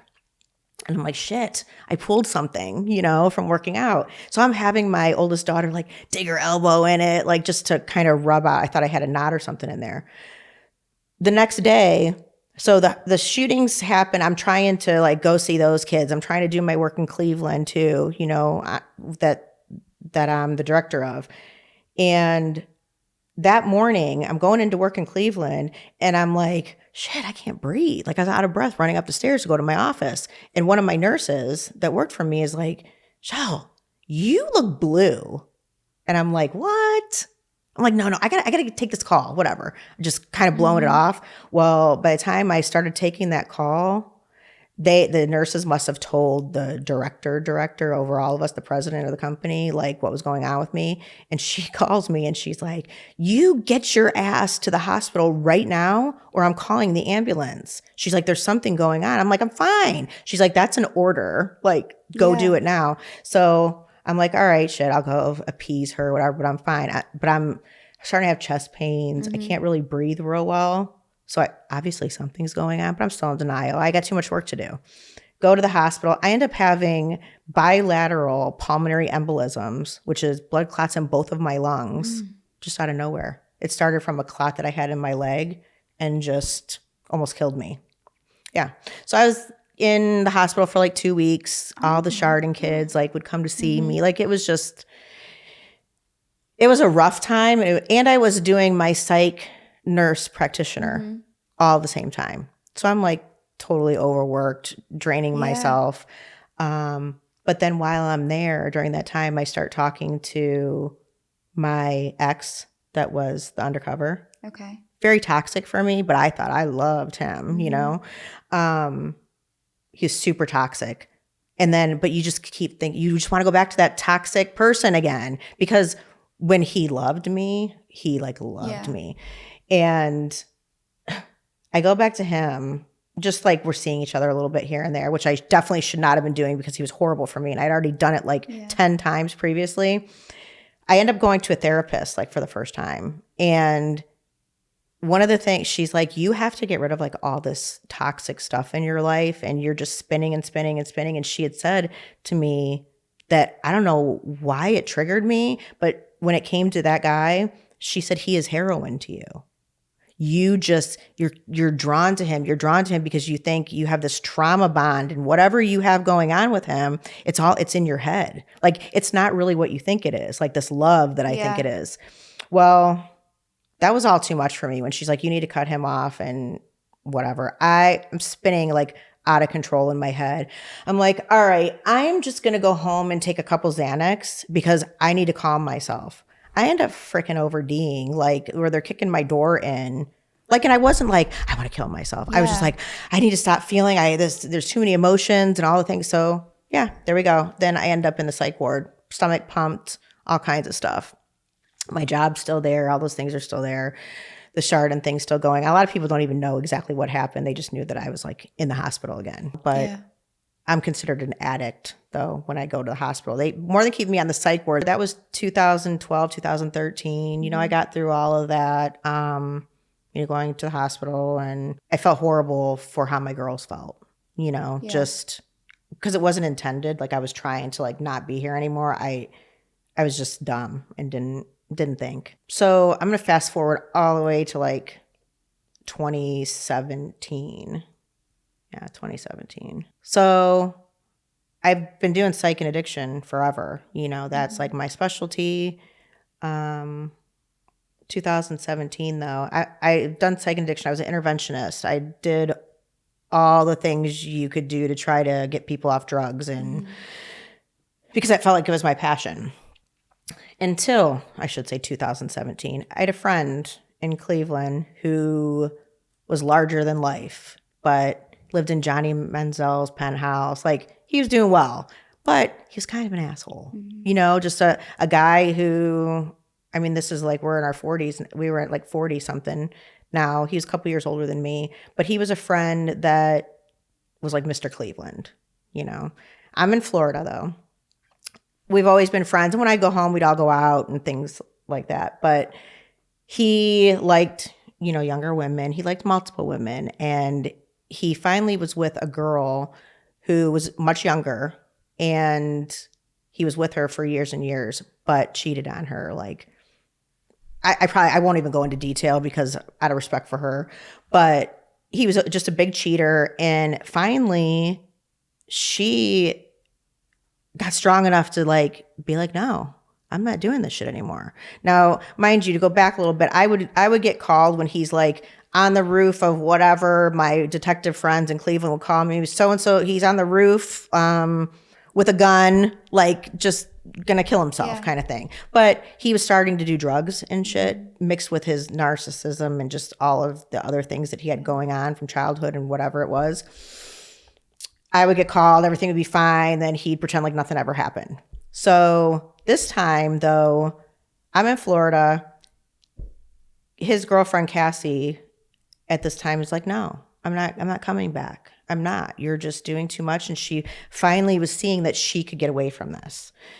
So he decides, and it was going on for days. He decides, oh, I'm going to like kill myself, or I'm doing this, or he's going to buy this, or wants to travel the country. So I'm the one that then ends up talking to him, where he will talk to me. He's hanging up on everybody else, doing all these things. Now I'm in Florida, so I'm talking to him on the phone. And at this time, he's not even in Cleveland. He's at his other place in New Jersey. He is talking a lot of crazy ass shit. I'm telling people, and I'm texting people, hey, he's a little out of control. Like, I kind of feel like he might do something this time. And they're like, no, he's just wasted, just whatever. He talks this shit all the time, Chell, don't worry about it. I'm like, I don't know. And so all day I'm talking to him, and he's telling me stuff like, oh, they had a Frenchie. He's like, go get my dog from her, bring it to me. Like, I want to open one of the med spas that I have. He's like, I want to open one in, Hoboken. So he wanted to open one there, and he's like, bring the dog to me and like, let's do a business together. So I'm like, oh, okay, maybe he is okay, because he's talking about future stuff. And he's like, Cassie this, and she was a flight attendant, and he was a big philanthropist too. Like, he'd give money all the time, and he was like, the things that he was really, and I'm going to shorten his story a lot, but he was really pissed that she wouldn't still give him a buddy pass so he could fly to the other countries and do the stuff. Like, dude, just buy your own plane ticket. You're fine. It was just like a principle thing. So we're going back and forth, back and forth. It started in the morning and now we're into like, it's almost 8 o'clock at night. I'm on the phone still. He's like, oh, you need to log in. You need to log into my, what's it called? Blink? One of those home things. I want to say it was Blink. He's like, you need to log in there. I want you to see the house. I'm like, no, I don't need to log in there. That's fine. Because now he's like starting to get weird and like just talking a lot of shit about like, I'm taking my life and, live La Vida Loca. He's just texting me, I want you to have this painting. I want you to have that. I'm like, quit talking like that. You're like, it's just ridiculous. We go through this all the time. Now I'm finding out from other people that they have already sent the police there a few times to his house because he was threatening suicide and stuff. And he would answer the door and be like, oh my God, these girls, they're just all crazy. Like, what are they even talking about? No, I'm not. So he'd talk shit. They'd leave. And because what can they do if he's saying I'm not? So it's around 8 o'clock. Cassie's not giving in to him now. He's like, that's it. It's all over. I'm done. I'm done. You better log in right now or I'm doing it live on Instagram. Like, you're doing what live on Instagram? He's like, I'm going to kill myself on Instagram live for everyone to see. So I'm like, are you fucking kidding me? So I'm like, all right, what's the login? Like, I'm just, at this point, I'm thinking that I'm just appeasing his dumb bullshit he's talking. A lot of conversations going on. And he then, I log in. He's like, yeah, you see this? You see that? Yes, it was a beautiful house, all the things. And he's like, okay, I'm going to go now. And he's like, it's done. It's over. I'm done. I'm like, oh God, okay. This is enough. So now I'm logged into his thing. This is like 8, 9 o'clock. I'm logged into, I want to say it was Blink. Let's just call it Blink. I'm logged into the video to where I could see what's going on. And at this point, he's getting off. He won't answer calls anymore from anybody. Like, he's just ringers off, whatever. I can see him. And now I'm up doing work, just sit on the couch, and I have my laptop and I'm doing work, but I can see him. And I see that he's laying on the couch. It was like an L couch. And I could see like the back of his head, and like him laying there. And I keep watching, checking, check. Like, this ended up going on all night because I was like worried. So I'm checking him every hour, whatever, all night. And I just stay up working and doing stuff till about 5 o'clock in the morning. I look again and I'm like, and now the lights, like the light starting to come through the window that was behind him. And I'm thinking I'm just delirious because I'm up all night and worried and looking. And, let me back up. Sorry. He told me after he said that he's going to take his life like live on Instagram and everything. And he's like, don't you dare call the police because I'll shoot them all. So here's me. I've been doing this stuff for a long time. And but this is my friend, I'm trying to think, all right, like just let him do whatever. Then I'm like, fuck, I can't call. What if I call the police, then I'm risking somebody else's life. Somebody else is going to lose their family member because he's out of his mind right now and he wants to die suicide by cop. So I don't call the police, because they've already been there. And now he's telling me he's going to shoot them if they come. But then he cut me off. Like, after that, no one could get in contact with him. So that's why I'm watching all night, because he was saying some crazy shit. I'm watching all night. And I figured he was just going to pass out and go to sleep. So the light's coming in and I can see like the back of his head. And then there's like the open L part of the couch,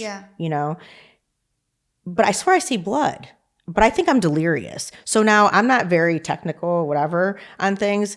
So now it's like 6, right? I'm still trying to see, but I don't know how to rewind or go back or do anything like that. So now my oldest daughter gets up and my girls both now are trying to help me rewind this because they knew he was like cuckoo bird and stuff right then.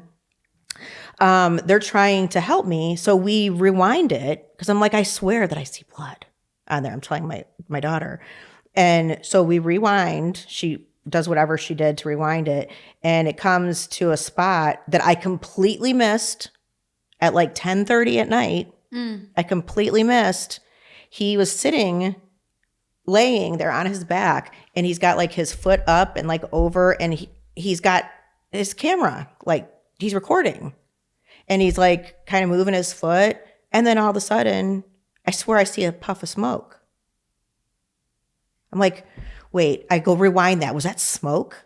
And then we're watching closer and get to the part to where you could see like his head and everything. He picks up the gun in his left hand and shot himself. And we saw his entire back of his head blow off on a video. So I missed it though.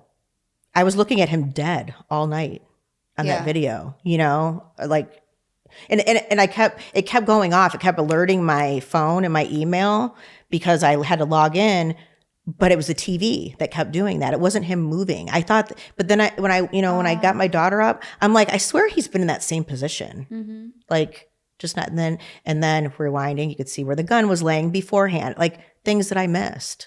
So I had a really, really, really hard time with that, with blaming myself and thinking if I couldn't save my friend, I have no business trying to save anybody else now. And just after all the lives that I helped save, like there was this one that I felt like I failed. Like I felt like I failed, you know, where other people would say to me, like, you can't.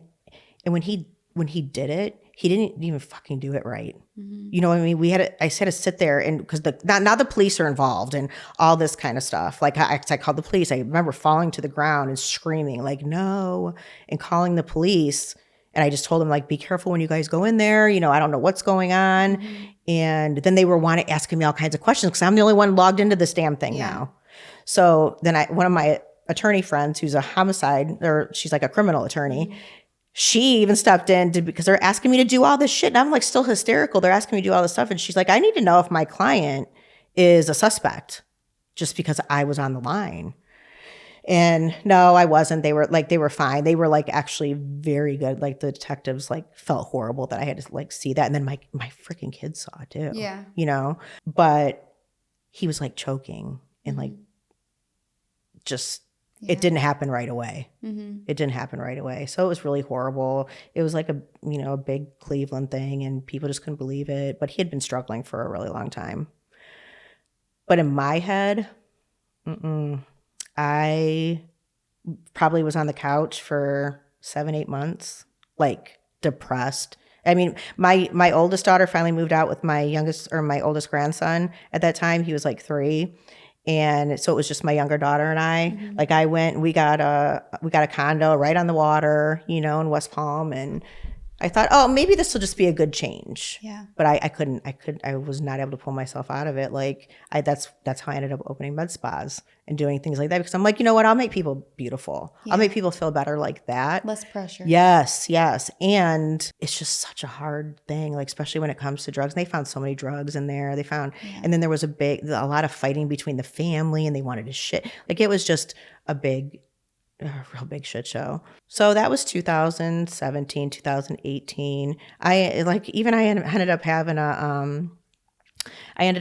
a hospital stay again, because I have a blood clotting disorder, you know, from the blood clots in my lungs. There's a Xarelto that I was taking made me bleed internally. I was in intensive care. For like 2 weeks and we got through that. So in that depressed time, so we're like 2019 even now, I end up dating my husband, who I've known my whole life, which he's kind of pulling me out of it a little bit. Like my kids were like getting worried too because I wouldn't go anywhere. I wouldn't do anything. Like I was like on dating apps and dumb shit. And I'd make plans all the time. Be like, oh, no, sorry, I'm not coming. You know, last minute. I just could not pull myself out of it. And you know, he kind of really stepped in. And then, you know, I had just, when I saw Dan again, in 2019, I was going to open a med spa with a partner for the first time, like where I was going to have a partner doing it. And this guy so this stuff happens. It happens with like David, all these things are happening all the same time. Then I get this partner that he's the money guy. He wants us to be in Ohio. So I just fucked that up totally with what I think David came after that. Okay. It's okay. Okay. So David did come after that. So right before I was back in Florida with David, we were starting the med spa in Ohio. So I was going to be there temporarily. He was paying for everything. He was paying for like the agreement was he was going to pay for the house that I rented at $5,000 a month, you know, for my kids and I to come back there. And he was going to like live there too. There was like a finished basement and stuff. And he was like this guy who was like did playground you know, like the rubber pavements and all that kind of stuff. He did all that flooring kind of stuff. Well, I had a brand new Jag. I had was going good. He's paying all that. Like he has to pay all that for our agreement for me to start this. We go through everything, get it all set up, all the licensing, all the furniture, get the place that's in my name, the rental place for the spa. Then the day that the furniture's all getting delivered, I can't find him anywhere. Like no one can find him. I thought something fucking happened to him because I have PTSD recurring, obviously, from all the things that have happened. I thought something happened to him. Now, drove a Bentley, all the things you can think of. Like he's a big shower. He was in freaking jail. He was just arrested by the feds. Like he was arrested by the feds. Why? I didn't know. I had no idea. Yeah. And he's supposed to pay for all this shit, right? So he gets arrested by the feds for fraud. So all these people, big churches, everything that he's supposed to do playgrounds for, he's taking like 100,000 deposits all over the country and keeping it and pocketing it and not doing the work. Ugh. So I'm tied to him, right? Yeah. But even on the bank account, I only had him as like a signer, like to where he could have a card and stuff. All my shit gets frozen, like everything. I lost. So that happened actually right before the David stuff happened. Okay. And that's why I was like just going to do a med spa on my own and do all those things. And I just lost everything. Like I wasn't responsible for anything. Thank God. I mean, to where the feds, even that rental that I had on the water I told you about, they were like knocking on my big window for when I was sitting at my table, like to question me about him though. So that happened. So depressed. I'm already depressed about that, but I'm like, I'll survive. I'll make it through this. Then my friend kills himself. And then Dan comes along after that. And I'm like, all right, let's just really make these med spas work. That's what I want to do. Yeah. Okay. So that's 2019. 2020, we get married 2 weeks before COVID. All right. So I'm doing better. Like things are better. We're like, you know, doing well, you know, together, getting all this shit going. Now, when I was with the guy who was the detective, the undercover, he didn't want me to be around my family. They were like pulling shotguns on each other and wanting us to come and handle shit. And he's like, this is so toxic, just enough. And I didn't want my kids to be around that anymore. So in 2011, I removed myself from my family completely, finally. Forgiveness, did all the things, but I just couldn't do anymore. They were still a fucking train wreck. So I don't talk to any of them at this point from 2011. And so it's 2020, and now I have autoimmune disorder too. So 2020 is going on, which really sucked. They were telling me that, you know, I was going to die if I got COVID and all kinds of crazy shit. We buy a Class A RV to be able to travel between Florida and Ohio because we had a clinic in Ohio too. On our first trip in this RV going to Ohio, I got a phone call from like one of my half brother's ex-girlfriends or whatever saying that she's so sorry about my mom. And I was like, what? Why? What happened? And she's like, she died. She just died of COVID. And she's like, and your stepdad is in there too on life support. They both died of COVID. He died 10 days after her. So it was so surreal. I think just because of what was going on during COVID.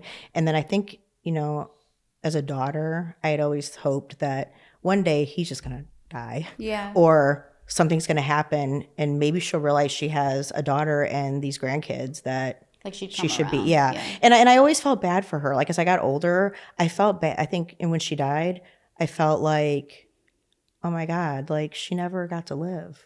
Yeah. Like she's always been in trauma. Like that's all she's ever known. Right. You remove yourself from the daughter position. And you know, I took myself out of victim because I felt victim a lot for a really long time. And, you know, because we all just want to be seen. We want to be heard. We want to just, and you feel like nobody understands.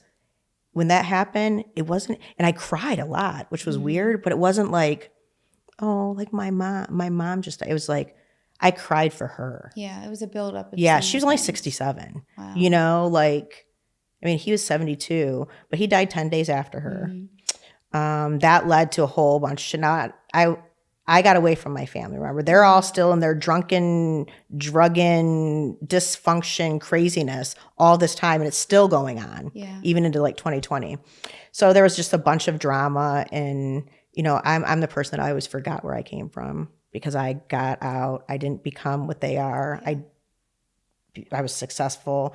Talk about that, though. But according to a lot of people, I was only successful because I got a shit ton of money when my first husband died.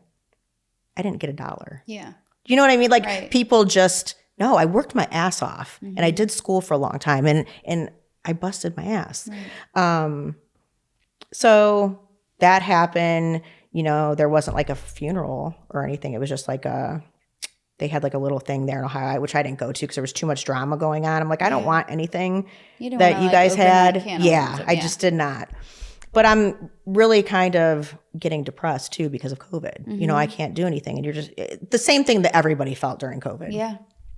So life keeps going. And then trying to think of what the next trauma dump is. A lot of that's been recently. And like the last couple of years, it's really crazy and it's going to sound really crazy, like when I say it. So my mom dies, my stepdad dies, right, in 2020. Then my one stepbrother died, and there was like some stuff that I'm not going to go into, but he was an abuser, one of the older ones. Then the partner that completely fucked me over and went to prison and then got out. Just last year, the fraud guy. He just drinking and driving his Lambo right into a building and it exploded. So he just died.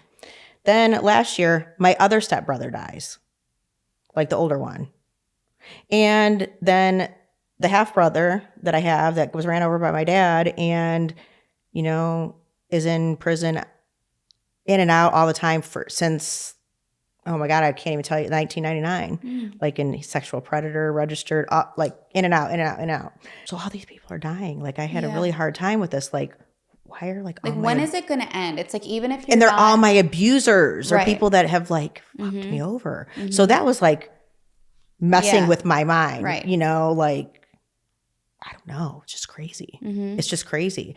And it's like, it's never not something. It's never just calm, just normal as much as you want it to be. Well, even like with, my podcast and dealing with trauma and listening, getting to be on the other side like you are, it took me, I wanted to do that for so long.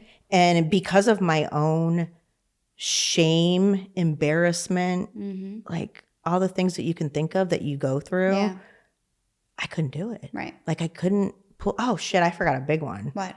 See, there's just so much. If I don't, I should have freaking notes. Yeah. My youngest daughter, Kenna, her boyfriend, was from Manhattan, but he was a really talented musician. He lived with us. So all during COVID. So he lived with us for 3 years, all during COVID, everything. So we were all like stuck together, but we had a big house. They had like the other end of the house, and we did okay with it. He had previously been a heroin addict, sober with us for 3 years, never a slip, nothing. In 2022, we just celebrated his 22nd birthday, like everything. He goes back home to Manhattan, where he's from, and the status of all that. His parents were big, his adopted parents, they were big auction house founders. So they lived, they had a lot of money. He goes back home just for a visit for the first time. And this is January of 2022. Out of nowhere. Like we were out of town. He was with my daughter. Decides he's going to go home and visit. And he never would before. He would like plan trips there, but they were so toxic to him. Like he had tattoos. He like had a tattoo above his eye that said awake, or like, which I tease him about it all, just, but to them, like he'd have to go around his mom and like cover it all. Yeah. And to even speak to her. So, and we were called those people. Yeah. Because we weren't that high society. He goes home and he's not even home that long. He was only supposed to be there for a week. He ends up being there a little longer. And at the same time, we're finding out that Kenna, that daughter that's his girlfriend, might have cancer. Like we found a lump in her throat. We just went to the hospital and they're like, it's a big lump, whatever. So she's like, well, come home. You know, you got to come home. I'm getting ready to go through all this. And he's like, no, I can't. I have to like work for my dad. So she knew that he was starting to use again.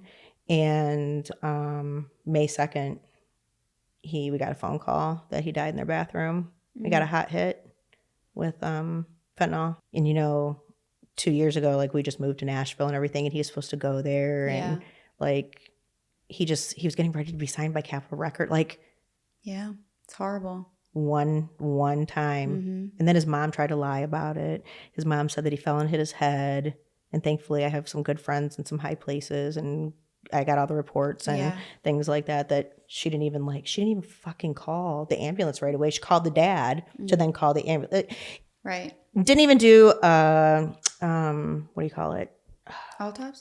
Obituary. Okay. Or anything. My daughter did it because she didn't want anybody to know. Yeah. Yeah. So we had that too. So in losing Eli was like losing a son because we were guiding him. We were the ones that had him in college. We were, and I'm sure that hits home for you too because of everything you grew up around. It's like I don't want to say like a trigger, but it is. It hits close to you. Yeah. And I think naturally you probably want to help people because you know how it feels to be on that side, to experience it. Well, and that's what I'm saying as far as like my own podcast and doing things. We bought all the equipment, so we started in December, bought all the equipment like the year prior. Yeah. And I just wasn't ready. Right. And then after Eli died, that's when I thought I was going to be ready. And I don't know. I just still wasn't. And then you do like soul searching, I'm like, this is what I'm supposed to do. Like I went through all this shit for a reason. Yeah. And I just have to be more careful. Right. You have to protect yourself, your energy. Yeah. I honestly, like when that happened with my friend, when he killed himself, I think I had like this godly complex. Like I can save everybody. Yeah. No one was ever there for me. I'm going to be there for people and that's going to save them, but it's just, that's not the way it is. No. And I think that you have the personality that you are very open. You're very forgiving. You aren't judgmental to others because I think you know how it feels to be judged. Yes. So I think that's why sometimes the people that are coming into your life aren't the best. I don't think it's intentional. Right. Of course, sometimes we do repeat what we're used to and, bring that in. But at the same time, I think that like I said, you know how it feels to be on that other side of things. For sure. Yeah. So you're just like, you're trusting. And it's weird because you're trusting, but you're not. But I'm not. Right. Yeah. And I think you want to see the best in things. I do. I think you want things to be smooth and work out. And you've had this rocky life your whole life. Yeah. That's never ending. And it's like, even with your family, even if there was this big chunk of time that you guys weren't in each other's lives, there's a completely different type of grief and mourning when you lose that, because then it, like you said, it's like this whole other thing that you kind of now, it's like you can cut somebody off but not accept yet, like, okay, you always thought in your head they might come back, like she might come back around, like, but then you have to accept, damn, like, well, that's gone, and it's just, it's a different type of loss. It's a different type of, wrapping your head around something and accepting it and healing from it. It takes a long time to really sort through that in your own mind. Yeah. And that's what I've been like struggling with a little bit. Just so many people. Yeah. It's just bizarre. It is. Like, so but when but you can handle it. And that might sound like, I'm not saying that in a way that's like you deserve it because you can handle it. Right. But No, like, I know. You keep pushing through, and that should tell yourself something about who you are. Like nobody can do anything to bring you down. Right. You've just about gone through it all. Right. So don't forget that about yourself. That should be, I try not to, and I think that's why I've always been kind of like an overachiever. Yeah. And it's never enough because, and people need to remember this too, like when they come out of any kind of abusive situation or, where people just aren't treating you right and they make you feel bad, like that you're not seen. Yep. Because I think that I was always like, no, my mom never looked at me like that, or my dad, I'm always like, hey, look at me, I'm here, look what I did now. Yeah. And people get caught in that, like they just want to be better, they want to be seen, and like but it's never enough. And then you're always chasing that. Yep. Like you have to learn that you are enough. Like it's cliche and silly as it sounds, like you are enough. Like they need to know that. Yeah. And you have to keep going. Have to. Yeah. But it's so easy not to, you know, and it's like, but that's why I say you have to remember to give yourself credit here and there. Right. But sometimes when you are just like a push through person, hard worker, you forget to like stop for a second and let yourself, I always tell people this, let yourself have those days sometimes. You know, that's normal. We're human. That's natural.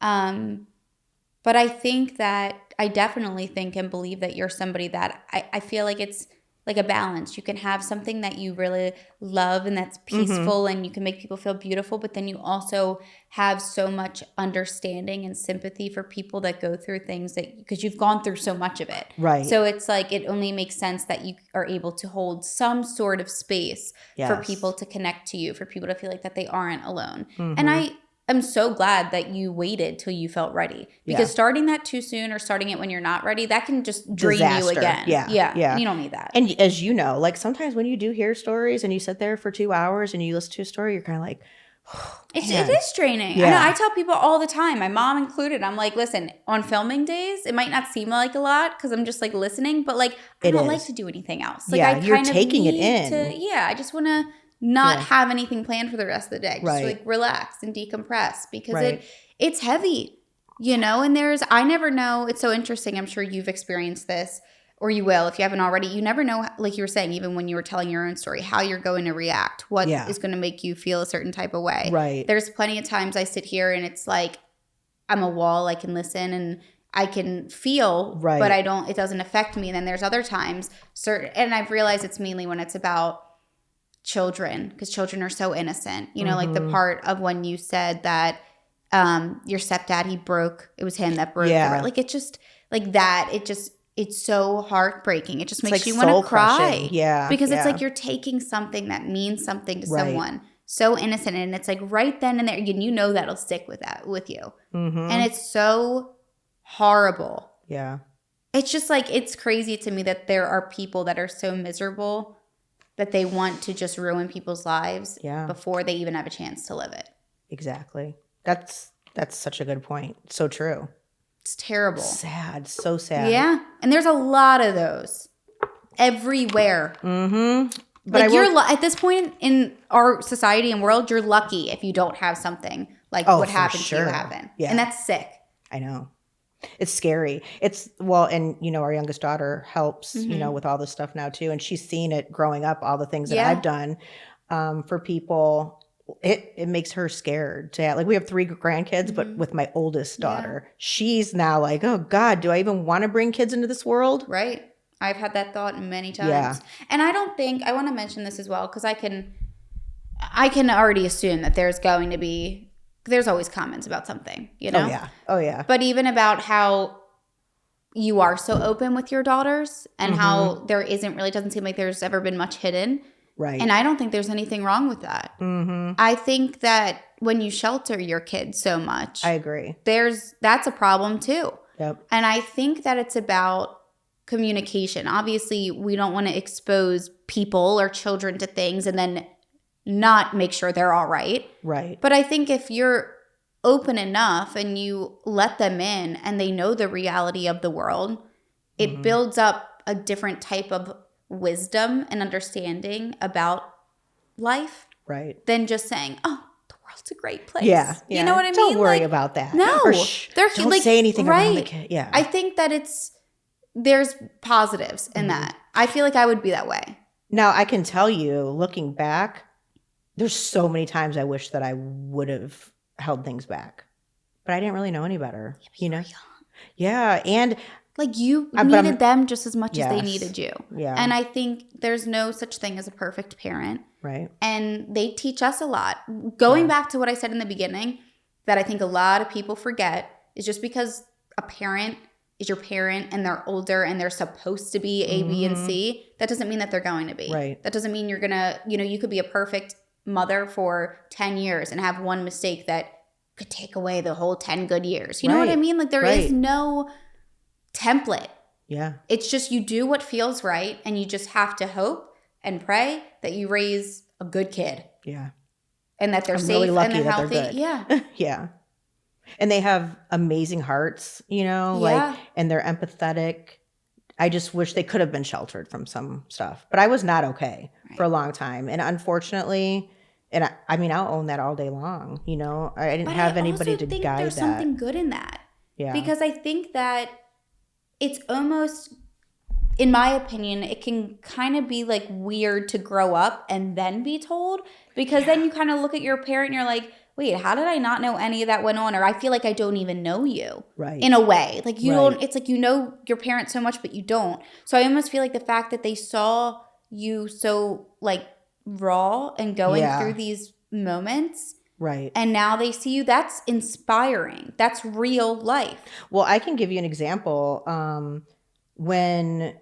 So in 2012, I'm trying to think, so kind of was 11. When she was 11 years old, I had always said that it was an accident when her dad died, when my husband died. Just an accident. Yeah. Not like that he jumped out of the cab. She was so upset with me for so long because she heard somebody else talking and then heard me telling someone else's story, like on the phone, like she was like eavesdropping, she said, or whatever. And she was really upset with me that I didn't tell her the truth. Yeah. At 11. Right. Yeah. Right. It's things to think about. Yeah. And you think, you never know. You think you're doing the right thing. It's like, you don't. Yeah. You could lie and there's definitely no handbook for trauma and life and motherhood or any of it. Right. Yeah. So you can't beat yourself up. You can literally only do the best that you can do. Right. And then your podcast, are you posting every week?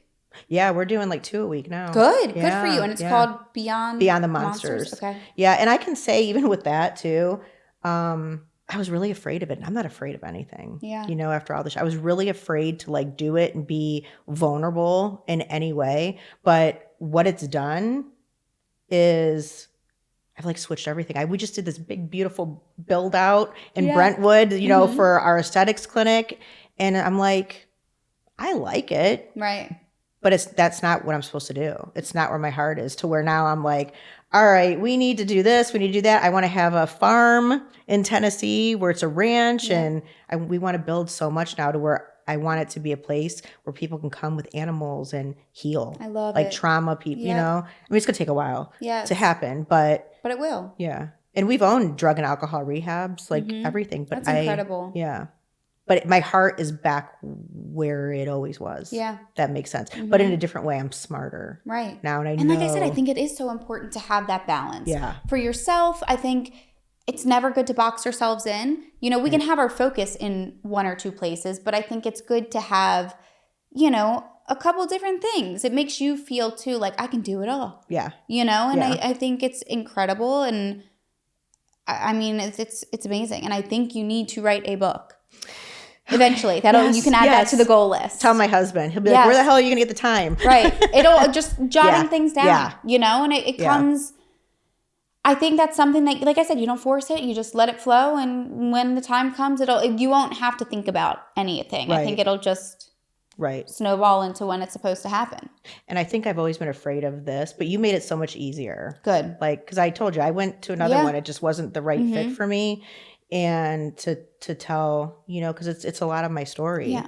But I think I was scared just because of all the shit people will say. Judgment. But now I'm like, there's nothing that you can say about me that I haven't already felt. And or 99% of those people, if not 100, that want to say horrible things have never gone through. Exactly. Even half of them. Yeah. So if you haven't gone through it, don't talk about it. Honestly, don't talk about it regardless. If you have nothing nice to say, don't say it. Right. Never understood that. Well, some people just want to be relevant, and that's the only way they true. can. And they're miserable. Yeah. And, you know, they just want to be able to shed that on other people and be mean. But no, you did incredible. I'm so happy that, you know, to hear that you felt comfortable, because that's the main thing for me. I want people to feel like you're in control. Yes, completely. You can restart. You can take your seconds and just talk about whatever you feel. You make it easy. Okay, good. Yeah. That makes me feel good. I'm glad. That's huge. Yeah. And that's a lot for me because I'm usually kind of.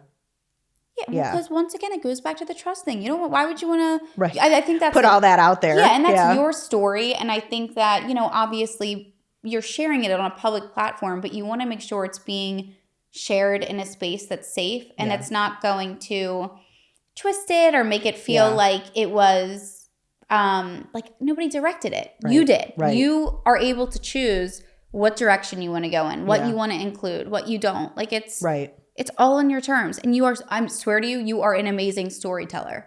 Thank you. So good. One thing I do want to say for people to remember, like just even though it gets easier and you deal and you find coping skills and you find all those things, you still will have moments when you feel like you can't do it. Like I'll just give you an example. When all that stuff happened around September 10th, 11th this year, you know, Charlie Kirk was shot. Everybody witnessed that. That poor girl, Karina, yeah, she was stabbed on the subway or whatever. And then there was a school shooting. I was reeling so bad, like from all that to where I felt like I was in the freaking Twilight Zone again, like all the way back to where, you know, I did a school shooting before. Why does this stuff keep happening? Which that was back all the way back in 2012. You lose hope. Yeah, I lose hope. And I'm looking at that little girl. That's like my little McKenna. And no one was helping her. Like, what the hell is going on in this world now? And then the whole thing with Charlie and the different sides and people talking shit about his widow and like, holy and shit. Him. And him. Like, yeah. But I mean, even now talking shit about her because she's strong. Like, trust me. What is wrong? What is wrong? And we went to a medical conference. Like that happened that week of September 10th, 11th. That following weekend, we had to be in Colorado for a medical conference thing. There was like a rhinestone night and two different nights where everybody was like doing stuff, drinking and dinner. I couldn't even go. No. I was like, can we please just go back to the room? Where nothing you do is right. I know. Like if you post about him or if you say something about him, oh, well, you don't care about the school shooting. Right. But like what in your mind makes you, but if I posted about both, then I'm good. You know what I mean? It's just if you're lucky. If you're lucky. But it's just like every death, every horrific event is horrible. Yes. You know, and the fact that these things happen and it only tears people further apart. Yeah. And it can't just make us realize like we need to make a serious change. Like let's not keep fighting and picking sides. Right. Or blaming or saying you're this or you're, oh my gosh. Yeah, like with Charlie, how is there even a side? It's the fact that he's a man that got shot and killed in front of so many people. Yeah. A son, a father, a husband. And just like he has his views, so do other people. So that does everybody that's against him. To do with it. That doesn't mean you should die. Horrible. Shame on those people that would say, I don't give a shit who it was. I would never say that. Well, maybe for a pedophile. Yeah. Like, well, we should be honest. Why? Like the thing is though, is like, why would you want like the problem is, which I don't think people realize, is even if you don't agree with somebody, if you are praising violence on that person, then it's going to be praised on innocent people. Right. And that's not okay. Right. And he was never malicious or physically harmed anyone. He had freedom of speech. Yes. That's it. You don't have to like him. No way. Oh, I can just keep going on this tangent, you know? I get it. It's terrible. Yeah. But I will definitely, I'm going to link all of your stuff. So anything that you want, you know, resources, your personal things, send it over. It'll all be in the description. I'll just make sure I don't read all the comments. So don't.